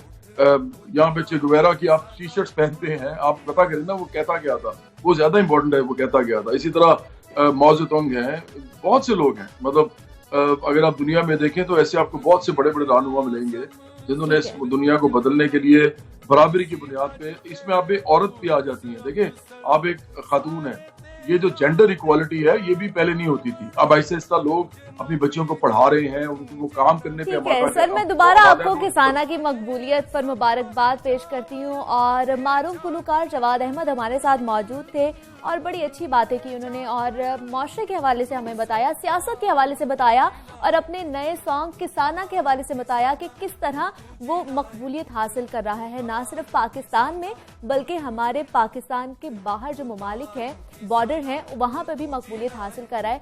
मैं सर आपको मुबारकबाद भी दूंगी और आपका शुक्रिया अदा भी करूंगी कि आपने हमें वक्त दिया। जनाब, हम आपके साथ रोज किसी ना किसी किताब का तारुफ करवाते हैं जो आप पढ़ें और आपको अच्छी लगे। तो जनाब, आज आग का दरिया ये पढ़ने के बाद एहसास होता है कि क्यों इसे उर्दू जुबान का सबसे अजीम नॉवल करार दिया जाता है। मारूफ नॉवल निगार कुरतुल ऐन हैदर की तख्लीक आग का दरिया जब 1957 में मंजर-ए-आम पर आया तो चंद ना खत्म होने वाले तनाजात का मौजब बना। कुछ नाकदीन की जानिब से एक एतराज ये भी किया जाता था कि आग का दरिया वर्जीनिया वुल्फ के सवानही नॉवल ऑरलैंडो से माखूज किया गया है। इस नॉवल में बयान की जाने वाली दास्तान 300 सालों पर मोहित है। कुरतुल ऐन हैदर को इस नॉवल की वजह से सख्त तनकीद का निशाना भी रहा और आग का दरिया में बरसगीर की 2500 बरस की तारीख बताई गई है। नॉवल में बरसगीर की क्लासिकी, नौआबादियाती और जदीद दौर का खूबसूरती से अहाता किया गया है। तो जनाब, आप ये नॉवल पढ़िए, ये किताब पढ़िए और फिर हमें फीडबैक भी ज़रूर दीजिएगा कि आपको ये किताब कैसी लगी है। हमारे फेसबुक पर जाकर आप हमें फीडबैक दे सकते हैं कि हम और कौन कौन सी किताब का रिव्यू आप तक पहुंचा सकते हैं। तो जनाब, अब कुछ बात कर ली जाए अमरीकी सदर ट्रंप की, तो उनकी मुश्किलात कम होने का नाम ही नहीं ले रही। ट्विटर और यूट्यूब से बैन होने के बाद अब सोशल मीडिया ऐप स्नैपचैट ने भी उन्हें मुस्तकिल तौर पर बैन कर दिया। इस तरह वो अमरीकी तारीख के पहले सदर बन गए हैं जिनका न सिर्फ इलेक्शन के बाद मुआखजा होने जा रहा है बल्कि उन्हें सोशल मीडिया की तमाम साइट से भी बैन कर दिया गया है। स्नैपचैट से पहले उन्हें ट्विटर, फेसबुक, इंस्टाग्राम और यूट्यूब से भी बाहर निकाल दिया गया था और उन पर ये इल्जामात लगाए जा रहे हैं कि वो गलत खबरें और अफवाहें फैला रहे हैं। दूसरी जानिब ट्रंप ने सोशल मीडिया साइट्स पर इल्जामात लगाए हैं कि वो उनके साथ तासुब बरत रहे। नाजरीन को बताते चले कि हाल ही में ट्रंप के हामियों ने अमरीकी सेनेट पर जो हमला किया, उसके नतीजे में ट्रंप के खिलाफ मुआवजे की कार्रवाई शुरू हो रही है।